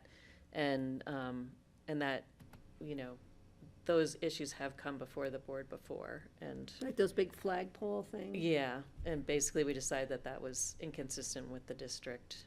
So Kelly's right. That's a good avenue for Dave to go to the HBC and ask for a broader discussion Yeah, on signage issues on the residential yeah. historic section of Redstone Boulevard. I want to also just note, and I think I've said before, that when we undertook the development of this code, we basically measured every sign in Redstone to make sure that existing signage would Within. signage that we felt was appropriate would fall into the code. And so we were very careful not to kind of exclude anybody's sign that was already there when we wrote So this. when Dave brought this up, I was assuming he was talking about, he said political. I was thinking elections kind of signs, which we don't really have control over. But Right. he's got a broader definition there, and so that's something that he would probably need to clarify with HPC. Yeah, we'd be happy to have that That'd be great. conversation. When is the next commission meeting? We kind of meet on an as-needed basis. We do have a few items coming up, so I think we'll probably meet in October. And could you reach out to him in Redstone and let him know that if he would like this discussion to be made, the opportunity is coming up in October? Yeah. That'd be terrific, thank you. I have an Greg? additional Kelly's item Patty? that Greg can go. Yeah, wait, Kelly's still going, Greg, and then I got you. Sorry. No, go ahead, Kelly. I Sure. just looked up quickly that in Colorado, an HOA can prohibit political signs except for 45 days before an election and 7 days after. Yeah. Good So, job. you can put your signs up now because we're 45 days before the election, I do believe. I don't know if we are actually yet. Yeah, I think we're really Another, close. another week or two, 10 days. I've had mine up and nobody said anything. But mine are back off the right of way up against my house. Greg, please. Thanks, Well, Kelly. that's kind of what I was going to inquire about. So Kelly answered that question. It just seems a little bit vague if it's a transitory sign. You know, if somebody puts up a transitory sign and it stays for 3 or 4 years, I can understand the frustration in the community. But I also, you know, completely believe in freedom of speech and expression. So I don't know if we can tighten or maybe just define the guidelines on what is a transitory sign. And I think Kelly, you know, I think you found the description for it. If an HOA can have a limited amount of time for political signs, perhaps that's something that would be reasonable to consider for Redstone. But I just wanted to bring it up because I was trying to figure out what's transitory. Is it, you know, is 3 years acceptable? And if, you know, in 100 years, 3 years is nothing. But if it's, you know, in a decade, 3 years is a lot. So maybe that can be part of the conversation. And I think we need to clarify, I don't think that the Redstone HPC is an HOA. No. So there's a difference there too. They have a different. Right, purview. okay, that was, thank you. Yeah, yeah. So, And we ahead. work very hard to make sure that we're staying to our premise and not expand. okay.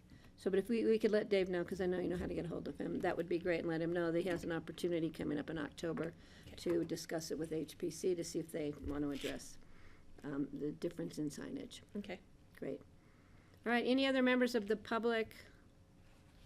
I think we already went through that. We don't see anybody else there, Andrew, that's raising a hand. I don't want to miss anybody. Okay, I'm going to close the public hearing, bring it back to the board for further questions and comments. Or a motion.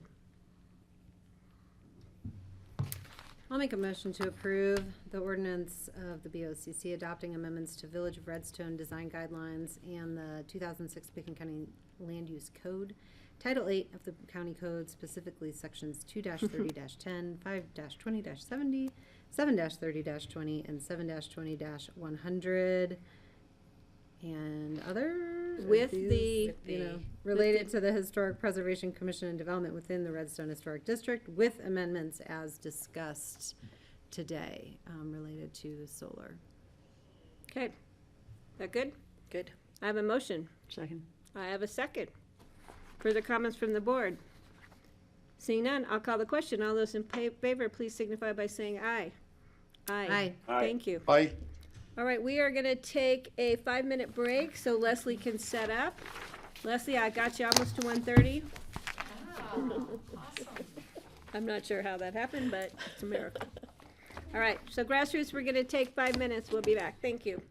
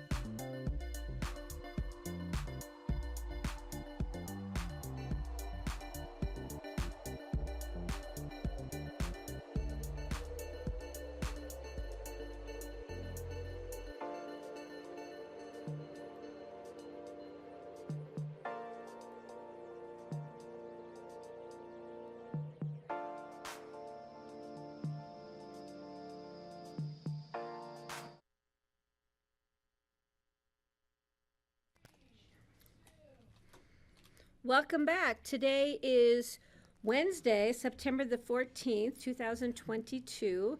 This is a regular meeting of the Board of County Commissioners, and we have on our agenda this afternoon a resolution of the Board of County Commissioners granting special review use approval for resort cabins and use by federal permit and activity envelope review for Horseshoe Bend Lodge LLC. Leslie, the floor is yours, and welcome everyone. We're glad to see everyone. This is a public hearing. Right. So, hi, Leslie Lamont, Senior Planner, Community Development Department. And I just want to start with that we have the affidavit of public notice, and it complies with our code section. And as you stated, this application is a special review for really the reactivation of the Horseshoe Bend Lodge in the Frying Pan River Valley. It is on 43 acres of leased land from the U.S. Forest Service. And this is a one-step review to the BOCC. And as you said, Patty, it is a public hearing. The use category is resort cabins, which is a special review use in the RS 160 zone district. The applicants, Dale and Gail Coombs, and their daughter and son-in-law, Leah and Casey Griffith, have purchased the existing improvements on the property and intend to operate the resort. They propose to upgrade the existing facility, which includes 6 guest cabins, a lodge with 2 two-bedroom suites, a kitchen, an office, and a laundry facility. There's a conference center on the property, 2 small log buildings that are used for storage, a shop, and 2 old root cellars and a hay shed. The Coombs do not plan to expand the size of the facility or expand the size of the existing structures on the property. The U.S. Forest Service has issued a permit to the applicants for renovation and upgrades to the infrastructure, and that permit is good until December 12th, 2024.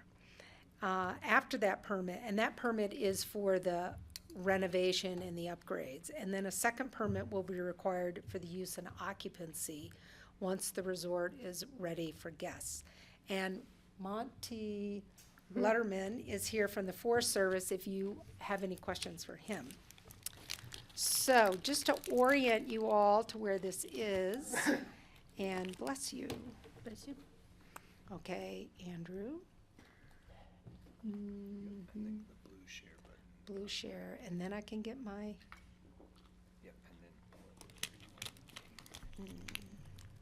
Now, Francie, this should have been a site, we It's a should have done a PDF. site visit with our Okay. camping gear and spent like a week I know. before it Amazing place. snows.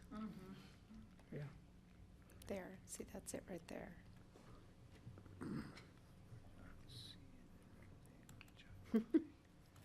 Thank heavens I am. We just need to reopen it from the file.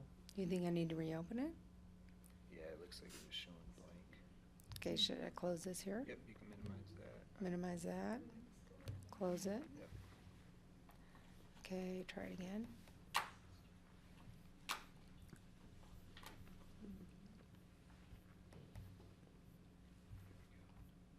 Ha, Ah. thank you. Okay. We work as a family here. Yes, takes a village, right? Okay, so I just want to give you a little bit of an orientation. So you come off of the Frying Pan Road, right here onto the Nast Colony Road, and then you drop down, again, this is all on Forest Service property, and then you drop down here to where the existing resort structures are along Nast Lake. And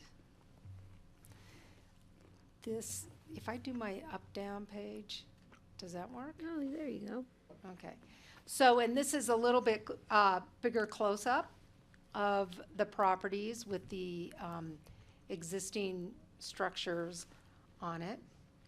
And this is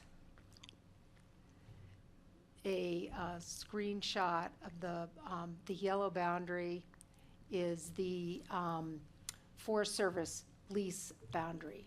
And then this map is a map that was part of the application that just identifies the different buildings, and based upon an analysis in 2009, it identified where the septic tanks are and the septic facilities are. This is in your packet, this particular, Andrew, help me out here. I want to have where I can just do like here, so I can do this. Yeah, how did you do that? I had put it in full screen, so I took you out. Oh, you took me out of full screen. Okay. So this is, we took a couple photos when we did a site visit up there. And are you gonna like help me out here? Oh. So you use the mouse wheels. Okay. Yeah. Except it's slow. So this is just a view from the property of Nass Lake. I'm sorry, you guys. Okay, so this is a view of Nass Lake from the property. Wow, that's really, that looks a little better, doesn't it? Still. And then this is the lodge itself. And the interior of the lodge, as when we were on our site visit, as we all said, the bones are really good, right? So this is the interior of the lodge. This is not the original lodge. The first lodge burned down and then was rebuilt on the site. There, as I mentioned, there's a conference center that's on the property. This is the conference center. Then there are 6 guest cabins that will be renovated and used for guests. And this is just a series of photos of the guest cabins that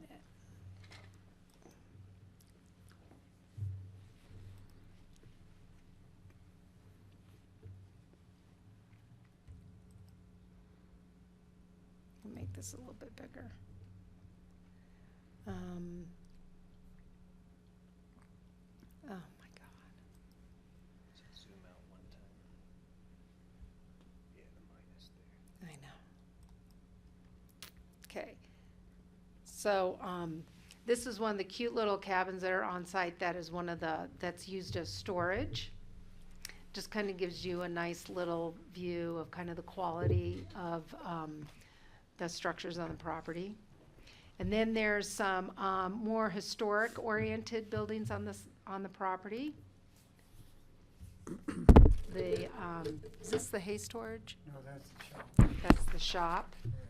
And then there's the root cellars. Root cellars. Which is original. One of the root cellars. And then this was also a storage spot, storage with another root cellar. It's like an old jail. Yeah, doesn't it? It looks like an old jail. And then the Forest Service was awesome. They gave us they had kind of a large file of some photos that are on the property that I just thought I'd close up with. Wow. These photos. So here's when it was the Nast Hotel. And the dates on the Forest Service photos are like 1900 and 1919. And then they had a whole bunch of articles in there where like people would come stay at the Nast Hotel, and then it would be like in the Meeker paper that Patty and Tommy had been at the Nast Hotel for the It was like weekend. the place. Yeah, and here's another cool photo. And then from the Basalt, Colorado Midland town. Oh my gosh. This God, how is, cool. yeah. That's some serious fish. Yeah. Yeah. Border collie. And over look there. at that, like, really appropriate outfit she has to wear for the outdoors, right? Oh, but she's got her Creole. She's got her Creole on her hip. She's ready. So, the application was referred to Colorado Parks and Wildlife, the U.S. Forest Service, Environmental Health, Roaring Fork Fire and Rescue, Pickens County Chief Building Official, our zoning officer, and our attorney. And as you saw in your packet, we had a lot of input from CPW. As I said, the Forest Service gave us a lot of support on this. And we also, in your packet, there were many letters of support. Great Oh, letters yeah, of they were support. Great letters from the That was wonderful. from the Frying Pan community. Okay, you want a Kleenex less? And I know. And then there were 5 letters that came in after your packet was due, Oh, and you got those. And also, as I was coming down here today, I got a call from Julie and Tom Paxton. They just saw the sign up there. They knew that this was publicly noticed. And she said, what do I do? And I said, just tell me what you think. And she said, we totally support this effort. This place is a real treasure, and anything that you can do to support this, we are behind it. So the applicants have been working with Roaring Fork Fire and Rescue to develop a wildfire hazard mitigation plan, not only for the forests surrounding the property, but also for each of the buildings and what they have to do to bring those buildings up to code. In 2009, there was an analysis done of the on-site septic system, and the Coombs are very aware of what they have to do to bring the on-site septic up to standard. And Brian Doherty of Environmental Health Department was with us on our site visit, and also we had some good discussions about what needs to happen, as well as making the cabins and/or the conference center and the lodge ADA accessible. We have comments as well from our chief building official. Which I think is an important point of why the permit from the Forest Service is just for the renovation and upgrades. And then when the Coombs have done that, then they'll get another permit from the Forest Service for use and occupancy. Oh, okay.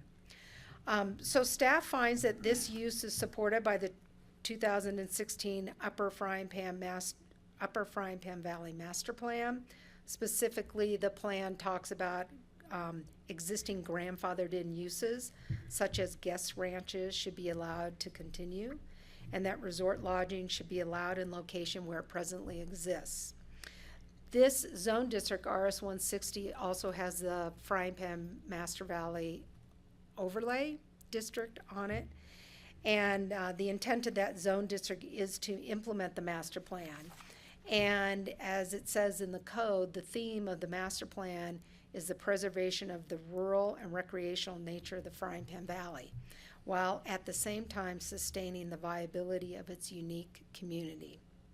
Staff recommends approval of this special review use and recommends that a special review use permit is granted for 5 years, and that 5 years starts when the Forest Service permit switches to a use and occupancy permit. It's our understanding that the renovation and maintenance permit expires in December 2024. So the 5 years for this special use permit will start then, if not before. And the administrative renewal will be required in 2029. So just to clarify, staff is recommending that the renewal of this permit is an administrative level. Doesn't come back to the BOCC unless, of course, we have complaints that we need to bring to the board as part of review of this permit. We also recommend that the applicants document their progress on the upgrades with an annual report to the Community Development Director. And that annual report would be due next year, September 14th, 2023. So now I'd like to turn this over to Dale and Gail to review their proposal or correct anything that I said wrong or add anything. Okay. Welcome, and would you please give your names for the public record? Push this one? The light, red light needs to be on. Yeah. Okay, well, thank you for having us today. This project really comes from our heart instead of our heads, okay? Gail and I, when we graduated college back in 1976, we managed this ranch for 5 years. This is our first resort jobs, okay? And that's when we fell in love with the Frying Pan Valley. We've been involved with the valley basically from then on, from 1976 on.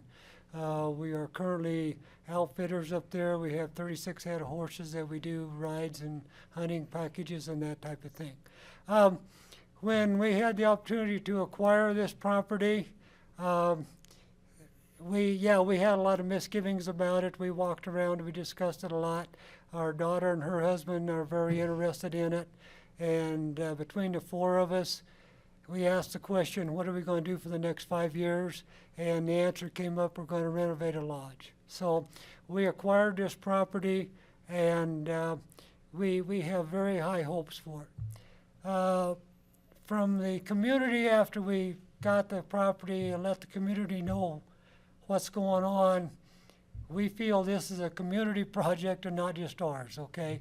As Leslie said, that we have received a tremendous amount of support from everybody up there, and everybody is, we've had several people show up with literally a pair of gloves in their hands and ask us, what are we going to do today? So it's a project that, like I say, comes from our hearts. We are looking at it practically too. We want to do it in stages. This first year, possibly this fall if we can, if not first thing next spring. Have the septic system operational by the lodge, which would also include 2 cabins in the rec center. At that point, after we get electrical in, conceivably we could have something open by the middle of next summer. And at that point, we would start on the other cabins with electrical. The water lines are in, our well is established. So unless we turn the well on and we have fountains everywhere, we hopefully can get that going pretty easily and readily also. So we do ask for approval that we can get going on this thing and get it going. And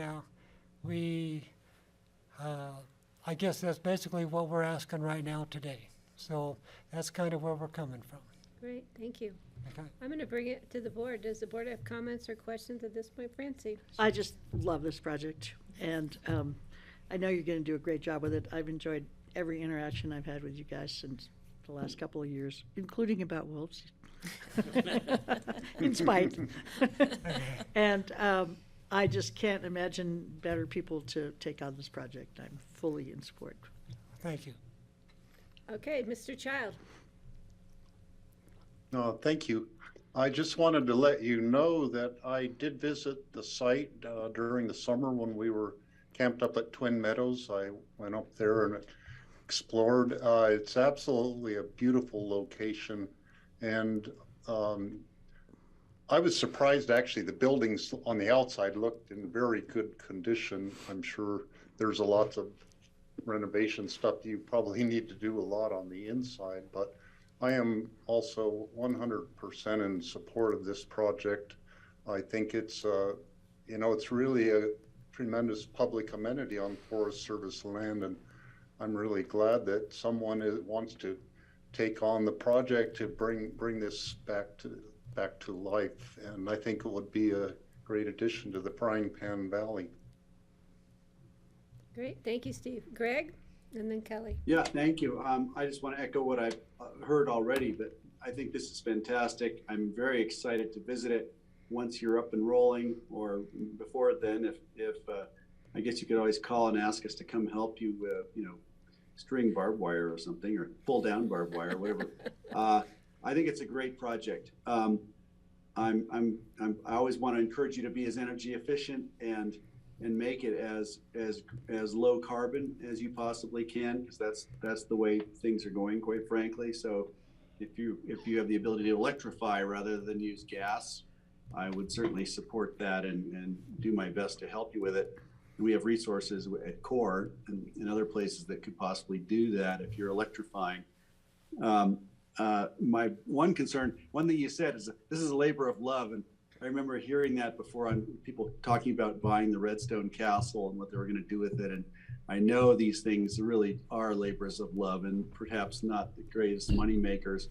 So my concern is if you run into financial trouble, you know, I want to make sure that you're sound financially. And I guess you've convinced the Forest Service that you are, and our staff. But what do we have in the way of completion bonding or guarantees that a project won't be started and then you're unable to finish it for any reason? It doesn't seem like that really applies here, but I have to ask. So thank you. And Greg, it's my understanding that maybe Monty from the Forest Service could address that. If you could come over and be on mic, that would be terrific. Thanks, Greg. Yeah, good afternoon, Monty Luderman, White River National Forest, Aspen Cypress Ranger District. I'm a permit administrator, so yeah, I'd like to express our support. We did issue a permit for it, and there are additional steps that we're going to take before we enter into say a 20-year permit with Dale. So we have a process called financial ability determination, abbreviated FAD. So we would enter into that before we allowed kind of public operation, and so. As Leslie mentioned, you know, we're in a shorter term permit right now. We're looking at it in a restoration phase. So it's a great project. It does need some work. We all recognize the value of the ranch and the lodge. So, you know, we just wanted to make sure that, you know, the renovations are going to be complete before we enter into a longer term permit. So financial ability determination is another step on our journey here. We'll get like annual operating plans from Dale. So, you know, we have annual submissions, much like Pitkin County would require, where we'd have some checks and balances, and you know, review of you know, accessibility is part of it. Buried utilities is a you know, a requirement. So buried power lines. We're really into the fire protection aspect, of course. So yeah, there's many other steps that the Forest Service has on this journey as well. So it's not uncommon to enter into like a 2-year permit with. When a business sells, kind of depending on what the improvements are, we usually enter into like a 2-year, probationary is the wrong word, but like a just introductory term, and then we'd look at a longer term. Up to 20 years, it's Scott Fitzwilliams is the authorized officer, so you know, we represent Scott's interests on this, and yeah, that's kind of what I know about it. I mean, it definitely meets our dispersed recreation goals, much like the Pitkin County you know, planning and zoning. We have a forest plan, and this is management area 4.3 dispersed recreation. It talks about small resorts.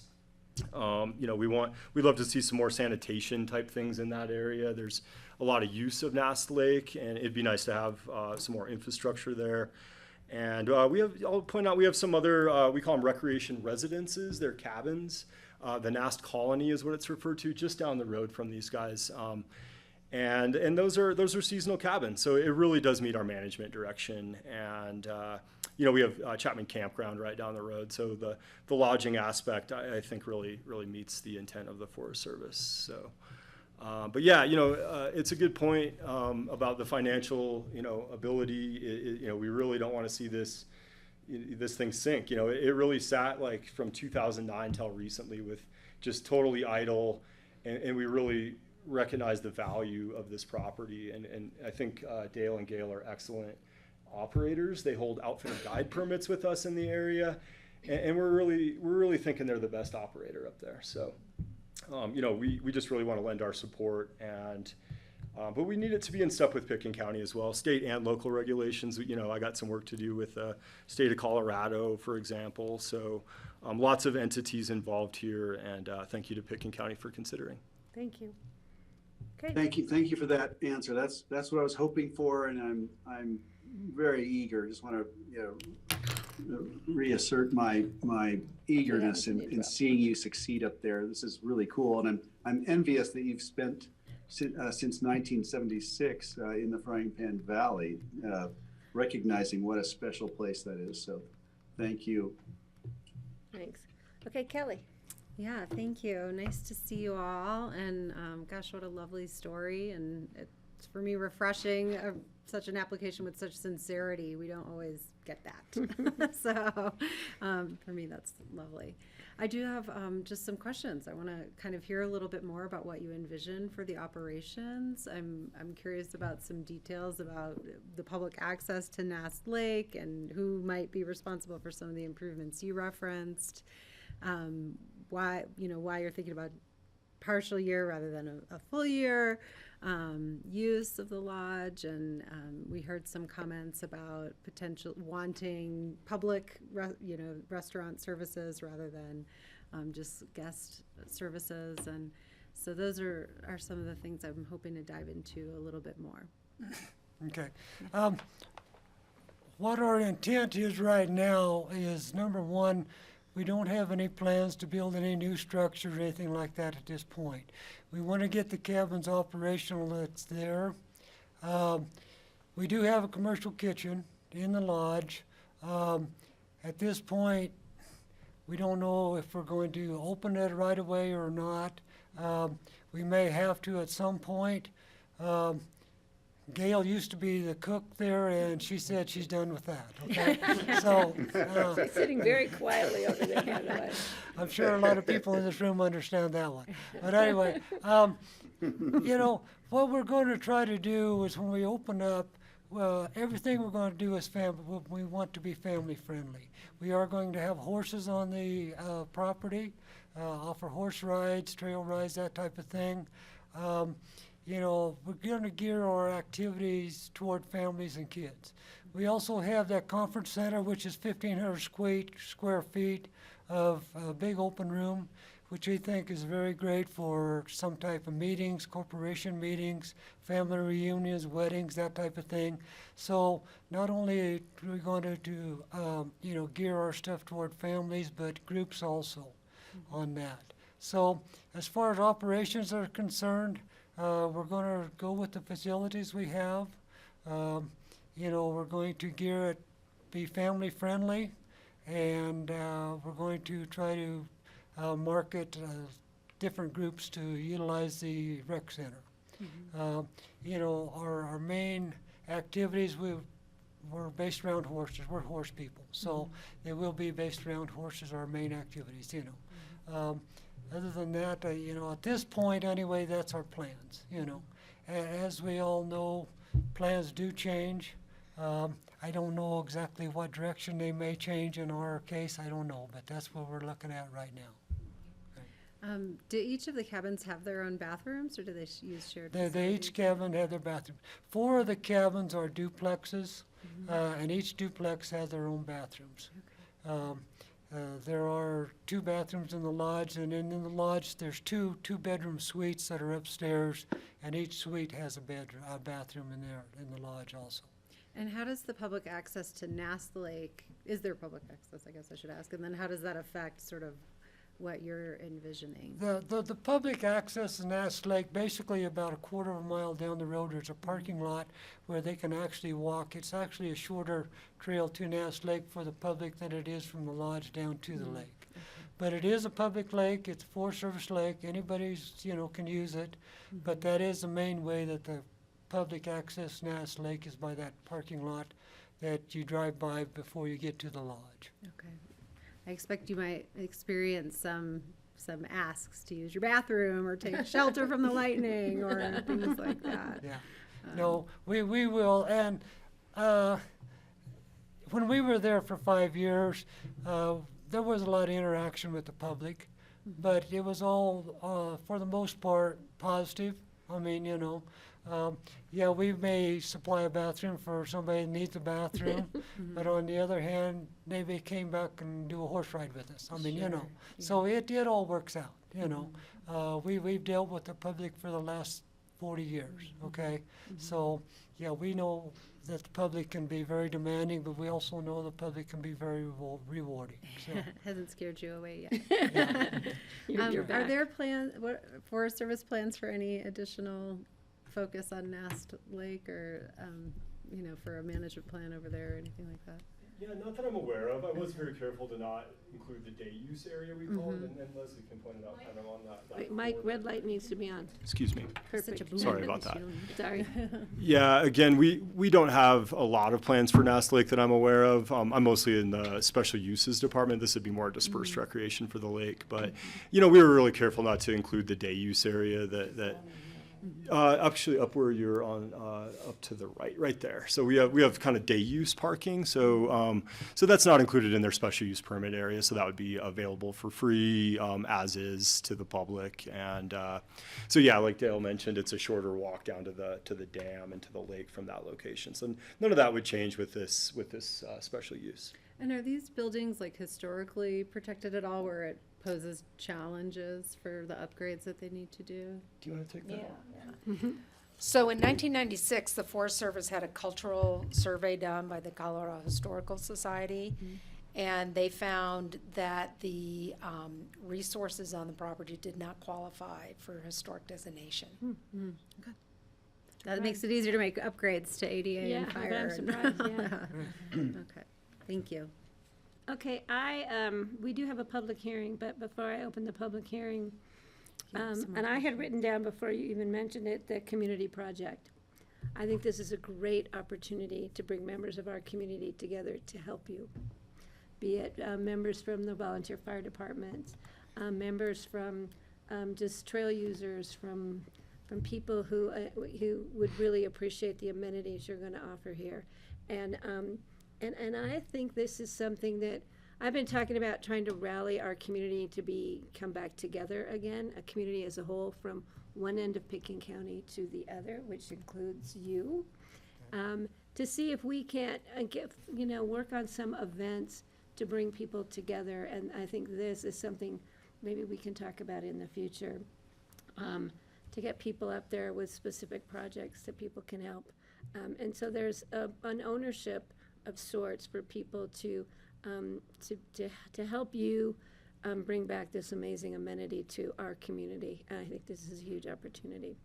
So I want to thank you. Leslie, I'm not going to cry. Leslie and I have this long-term, we get very weepy over amazing projects like this. So I am at this point, Greg, you have your hand up again, or can I open the public hearing? And Steve. You can open the hearing. Thanks. Sorry. Steve, you have your hand up. Do you want me to open the public hearing?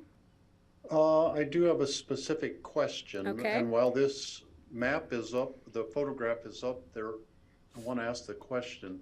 Okay. There are two dots outside of the permit area. They're little sort of greenish dots, one right by Nast Lake, which might be a boat launch or something. I just wondered what those two things were, and are they part of the infrastructure from the guest ranch? The ones by the little red dotted line at the bottom, towards the. So if you No, go no, off to the left of the permitted area, Yes, there's two little green dots and shows a little path going down to Nast Lake. Do we know So what I those? wondered what are those structures, or what are the little green dots there? I believe And what are that, they, no, I'm sorry, go ahead. well, are they part of what you have purchased, part of, the Horseshoe Bend property? No, it's not part of the Horseshoe Bend property. What I believe that is, there's a 10th Mountain Trail down through that area, and I believe they are markers or involved with the 10th Mountain Trail on that. And that is just a guess on my part. To be honest with you, I'm not 100% sure what it is, what those two round dots are that you're kind of referring to. I don't know exactly what they are, to be honest with you. They're indicated on our map as other. As other? Yeah. So Steve, Yeah. Steve, they are They're- other. There are Well, no, there I are saw no, that too. yeah, there are no structures there, that we know of, to tell you the truth. Okay. Okay. All Okay, right. thanks, Dale. Uh-huh. All right, I'm going to open this for a public hearing. If there's any members of the public who are in the room wishing to speak on this item, Monty, if you just want to step back, but don't go too far because we may need you again. I'll have any members of the public come over to this microphone. Mic needs to be read on. You need to give your name for the public record, and we're giving a couple of minutes for people to. We usually have a limit of 3 minutes, but you know, this is great, and I'm sure. So, sir, if you would like to start, please. Sure. Glad to. Thank you for being here with us today. I'm delighted to be here. This is live. Good afternoon, commissioners, ladies, gents. My name is Dick Shell. My wife Carolyn and I are here to voice our enthusiastic support for this project. We've been coming up to the Frying Pan Valley for 50 years. We've known Dale and Gail for at least 40 years. We've hiked with them, we've ridden with them, we've camped with them, and we've seen their incredibly strong work ethic and their love for the beauty of our valley. Now, Carolyn and I have been active in land use issues concerning our valley for a long time. Carolyn was the co-chair of the committee that developed the original master plan, which you all approved and are working on right now. We were active in fighting the two previous totally inappropriate proposals for the Horseshoe Bend Frying Pan River Ranch. But this current proposal is totally harmonious with our master plan and completely in character with the nature of our valley. And I see that it's bringing more opportunities to bring people to our valley, to hike, to fish, to ride, to photograph, and generally enjoy the beauty. Thanks. I urge your approval of this project. Thank you. Thank you. All right, any other members of the public? Please, anybody, please, the floor is yours. Well, we appreciate your being here for support. Do we have anybody online? If you would like to speak on this item on our agenda, please, we have Pam. Pam, your hand is raised. We're going to open this up for you. And you need to unmute, which is, there we go. So Pam, the floor is yours. Hi, everybody. My name is Pam Woolley, and I am the owner of the Meredith General Store. And I just wanted to also echo my support for the Coombs and their initiative for Horseshoe Bend. I have kind of a unique perspective. I could go on and on about them as people, but as a business owner, I just wanted to talk about two quick things. One, I can speak firsthand about how this community really pulls together to make things successful. I opened the store 5 years ago, and I don't think I could have done it without the community support. And I think that's very evidenced by all the people you see in the room today. So I know you've talked a lot about concerns about, you know, making it happen, and we will make sure we can make it happen as a community. The second thing, over the past 5 years, I've had the opportunity to speak to hundreds and hundreds of people that have come up through the store. They've walked in, and this definitely meets a lot of things that we need, particularly lodging. A lot of people want to spend more time here. They want to learn more about our valley, and there's nowhere to stay. So having the lodge there under the personal touch and professional management of the Coombs, I think, will be a great asset. So, like everybody else, I fully support them, and I'm eager to continue that stronger business bond. And I hope that you are also eager to approve this resolution. Thank you. Thank you, Pam. Appreciate it. All right, next we have Terry Langley. So Terry, if you want to unmute, which is *6. Okay, Terry, please, the floor is yours. I represent Nast Colony right there, you know, just beyond Horseshoe Bend. My roots there go back to when my grandfather rode the Colorado Midland and first discovered the Frying Pan Valley. Then started coming up and staying at the lodge in the 30s, and they built a summer place at Nast Colony in 1950, before my parents were married. So I've been coming up all my life. I live in Marble now, primarily because of my love of this area. My extended family has 3 of the 9 cabins, and I can speak for all of them. We were thrilled when we heard that Dale and Gail were taking this on. And everyone in Nast Colony is thrilled. We hated seeing the lodge deteriorate, be empty. It's been a part of our lives. And that's really all I have to say. I know they'll do a great job, and we're really looking forward to having it come alive again. Thank you. Thank you very much, Terry. So we have 3 other people online. We have Charlie, Don, and Leah. Do any of you would wish to speak? If so, please raise your hand, which is *9. All right. We still have members in the audience. Does anyone here would like to make some public comment on this item? Okay. I am going to, with great pleasure, close the public hearing and bring it back to the board, because I think I know where we're headed. So, does the board have, Greg, you still had some questions, I think? One question, Actually, no, my questions are satisfied, and it sounds like someone else has a question, but I'll be ready to join a motion for this, but I don't want to rush it. Kelly? Yeah, just a clarification. I don't know if it was in the permit where there's a limitation on 35 guests. Is that for day events or just overnight guests? Basically overnight. Okay. That's our capacity. That's being used. We'll put it that way. Okay, so you could have a family reunion or something that is larger. Okay, thank you. That's a good question. Francie? I would love to make a motion to approve.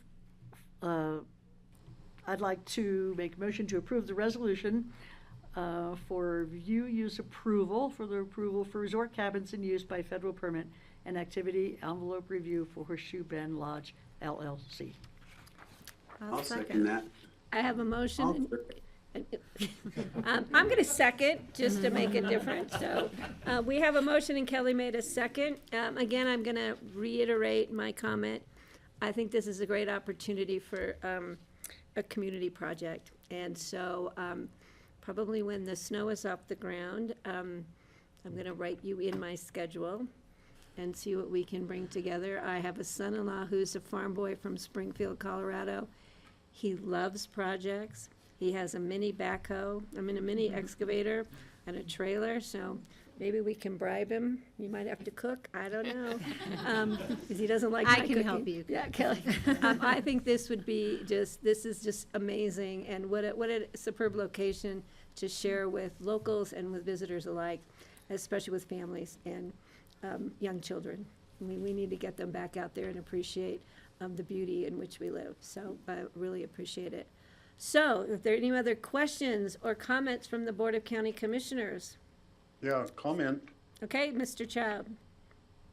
I am, this is bringing back a flood of memories from when I was a kid. We stayed at Riley's Cabins, I think when I was about 7 or 8 years old, which is now the Diamond J, or Bayou, different name now, but my memory, I have the same kind of memories of the Frying Pan Valley as many of the people who are supporting this. And although my family never stayed at Horseshoe Bend, I would love to come and stay there sometime and experience, a little farther up the valley.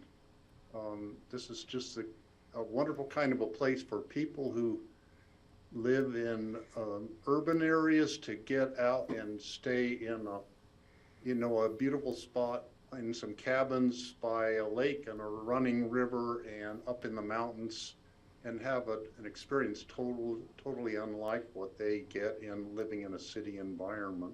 So I wish you every bit of success in getting all the renovations done and getting the business up and running. And I look forward to having a ribbon cutting party or whatever you're going to have when the day comes.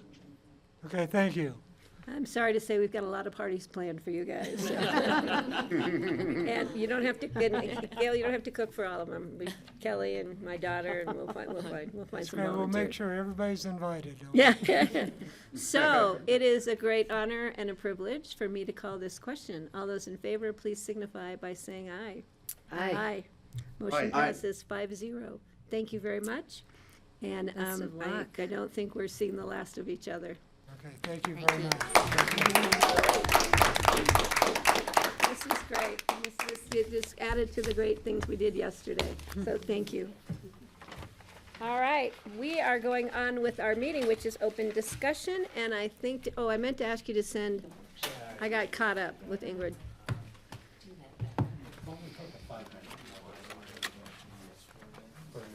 Yeah. Yeah, we can. 5-minute break.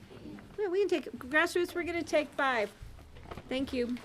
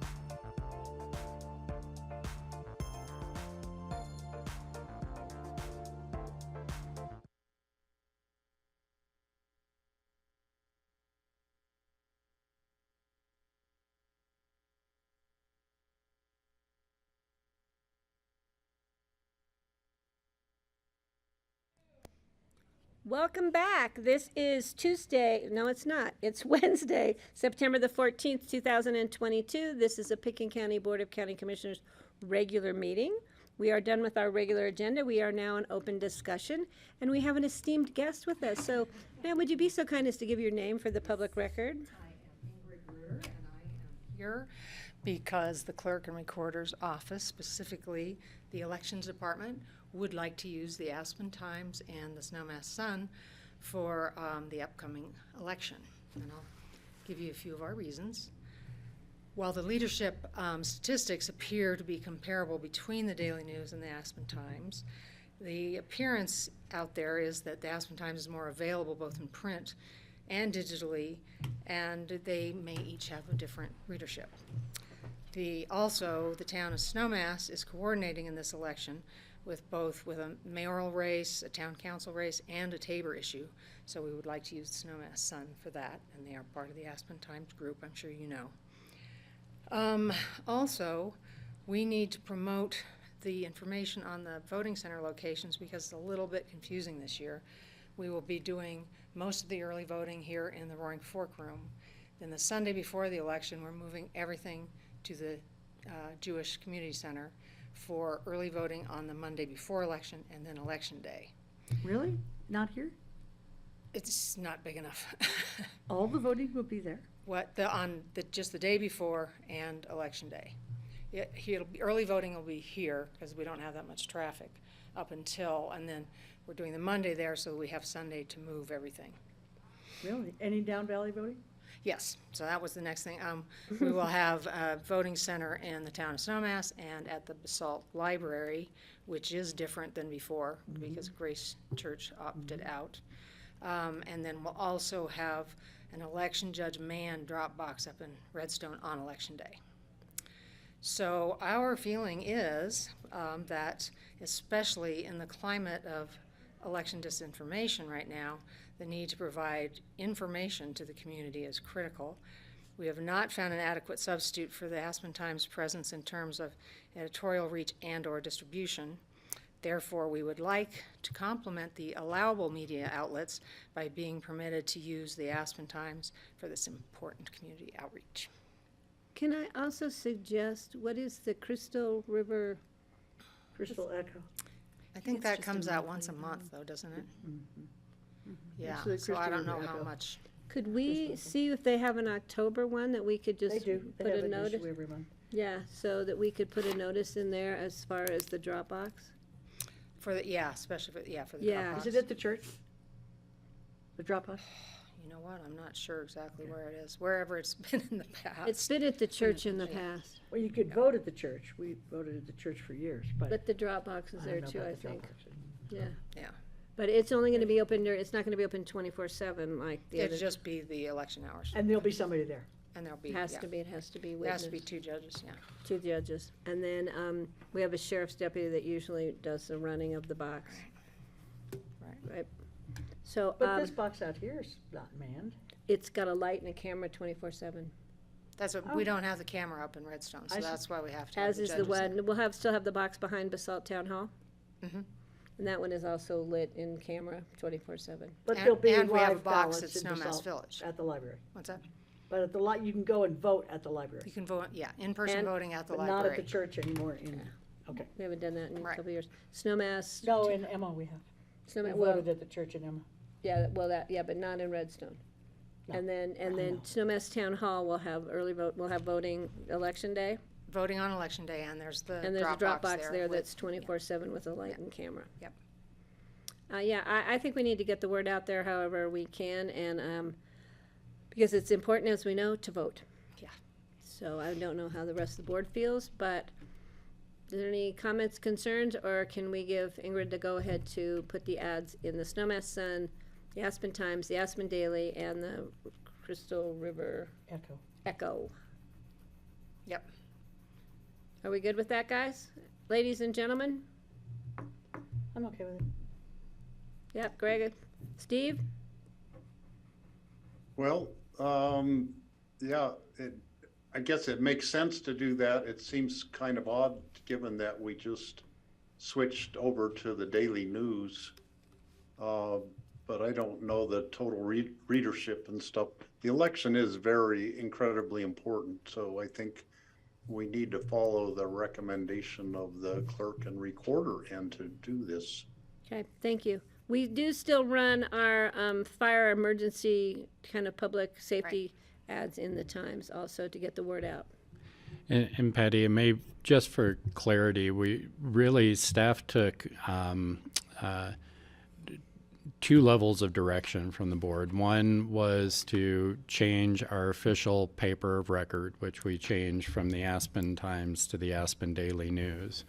Then the other piece of direction we received from the board was to remove all discretionary advertising from the Times, except for public safety. So when Ingrid and I talked about this, I felt that it needed to be a decision or approval of the board to allow the discretionary advertising. So I just wanted to be clear, there were two different, there's the what's required to be put in a paper or paper of record, and then there's the discretionary advertising. This would fall under that discretionary advertising. And we want to get the word out there as best we can. Yeah. So this is just for the election period.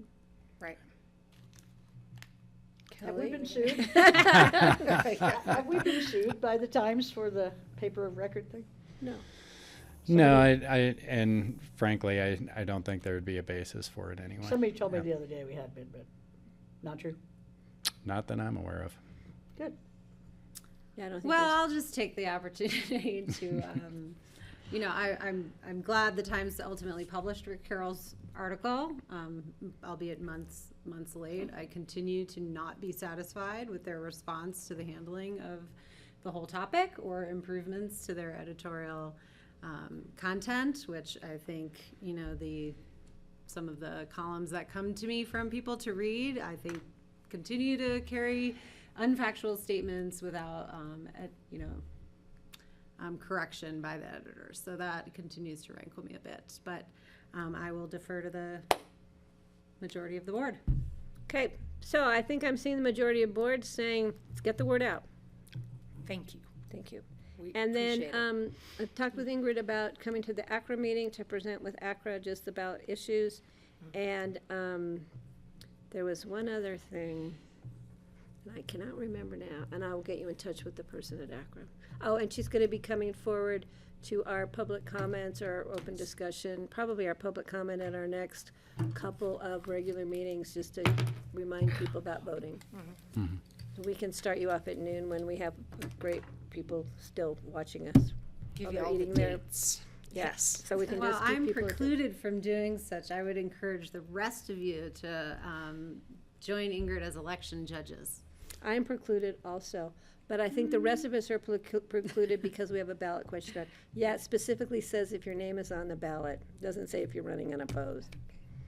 And then the other issue is we've had concerns about us being judges when we have a specific county ballot question on, but we might clarify that, because being an election judge is really fun. Do we not have a meeting on election day? We typically move it. Yeah. Mm-hmm. You can come in and hang out and be an election judge, though. I could. It's really fun. Mm-hmm. But we'll have to clarify that issue. If you have a county has an issue on if we're clean to be election judge. Yeah. Okay, we'll work Yeah, on the that. difference between that district and the county. Yeah, Yeah. so see. Yeah. Yeah. So, okay, thank you. Okay, Okay, thank you. thanks, Appreciate Ingrid. it. All right. Bye, Ingrid. Bye. Nothing else from staff on open discussion? Tomorrow, you're okay with Woody Creek Tav? With what? Woody Creek Tavern for our agenda meeting? Oh, I'm keeping it, you're not, you can go the back way. yes, I already wrote you. Okay, I haven't seen it yet. Thank you. Greg, Kelly, are we okay. on Zoom again tomorrow for core, Greg? Greg, do you have a core Zoom meeting? No, there's no core meeting in September. Oh, really? We're having a meeting. Nope, they canceled the core meeting for September. So you're off the hook. Okay, then we're Great. moving our meeting to. Still on my calendar. Okay, Steve, did you have anything you wanted to bring up? Nope. Okay, we want grandbaby pictures next time. Am I Kelly, glad I asked? we're good. Grassroots, See you anything? on Monday Just that for our site visit. if you're meeting at the tavern try the onion rings. Oh, yeah, promise I was you already we'll- thinking that. All right, sounds And, great. and their sweet potato thing they came in a little Oh, really? casserole dish are really good. Okay, so don't forget Monday, site visit 10:45, 10:30?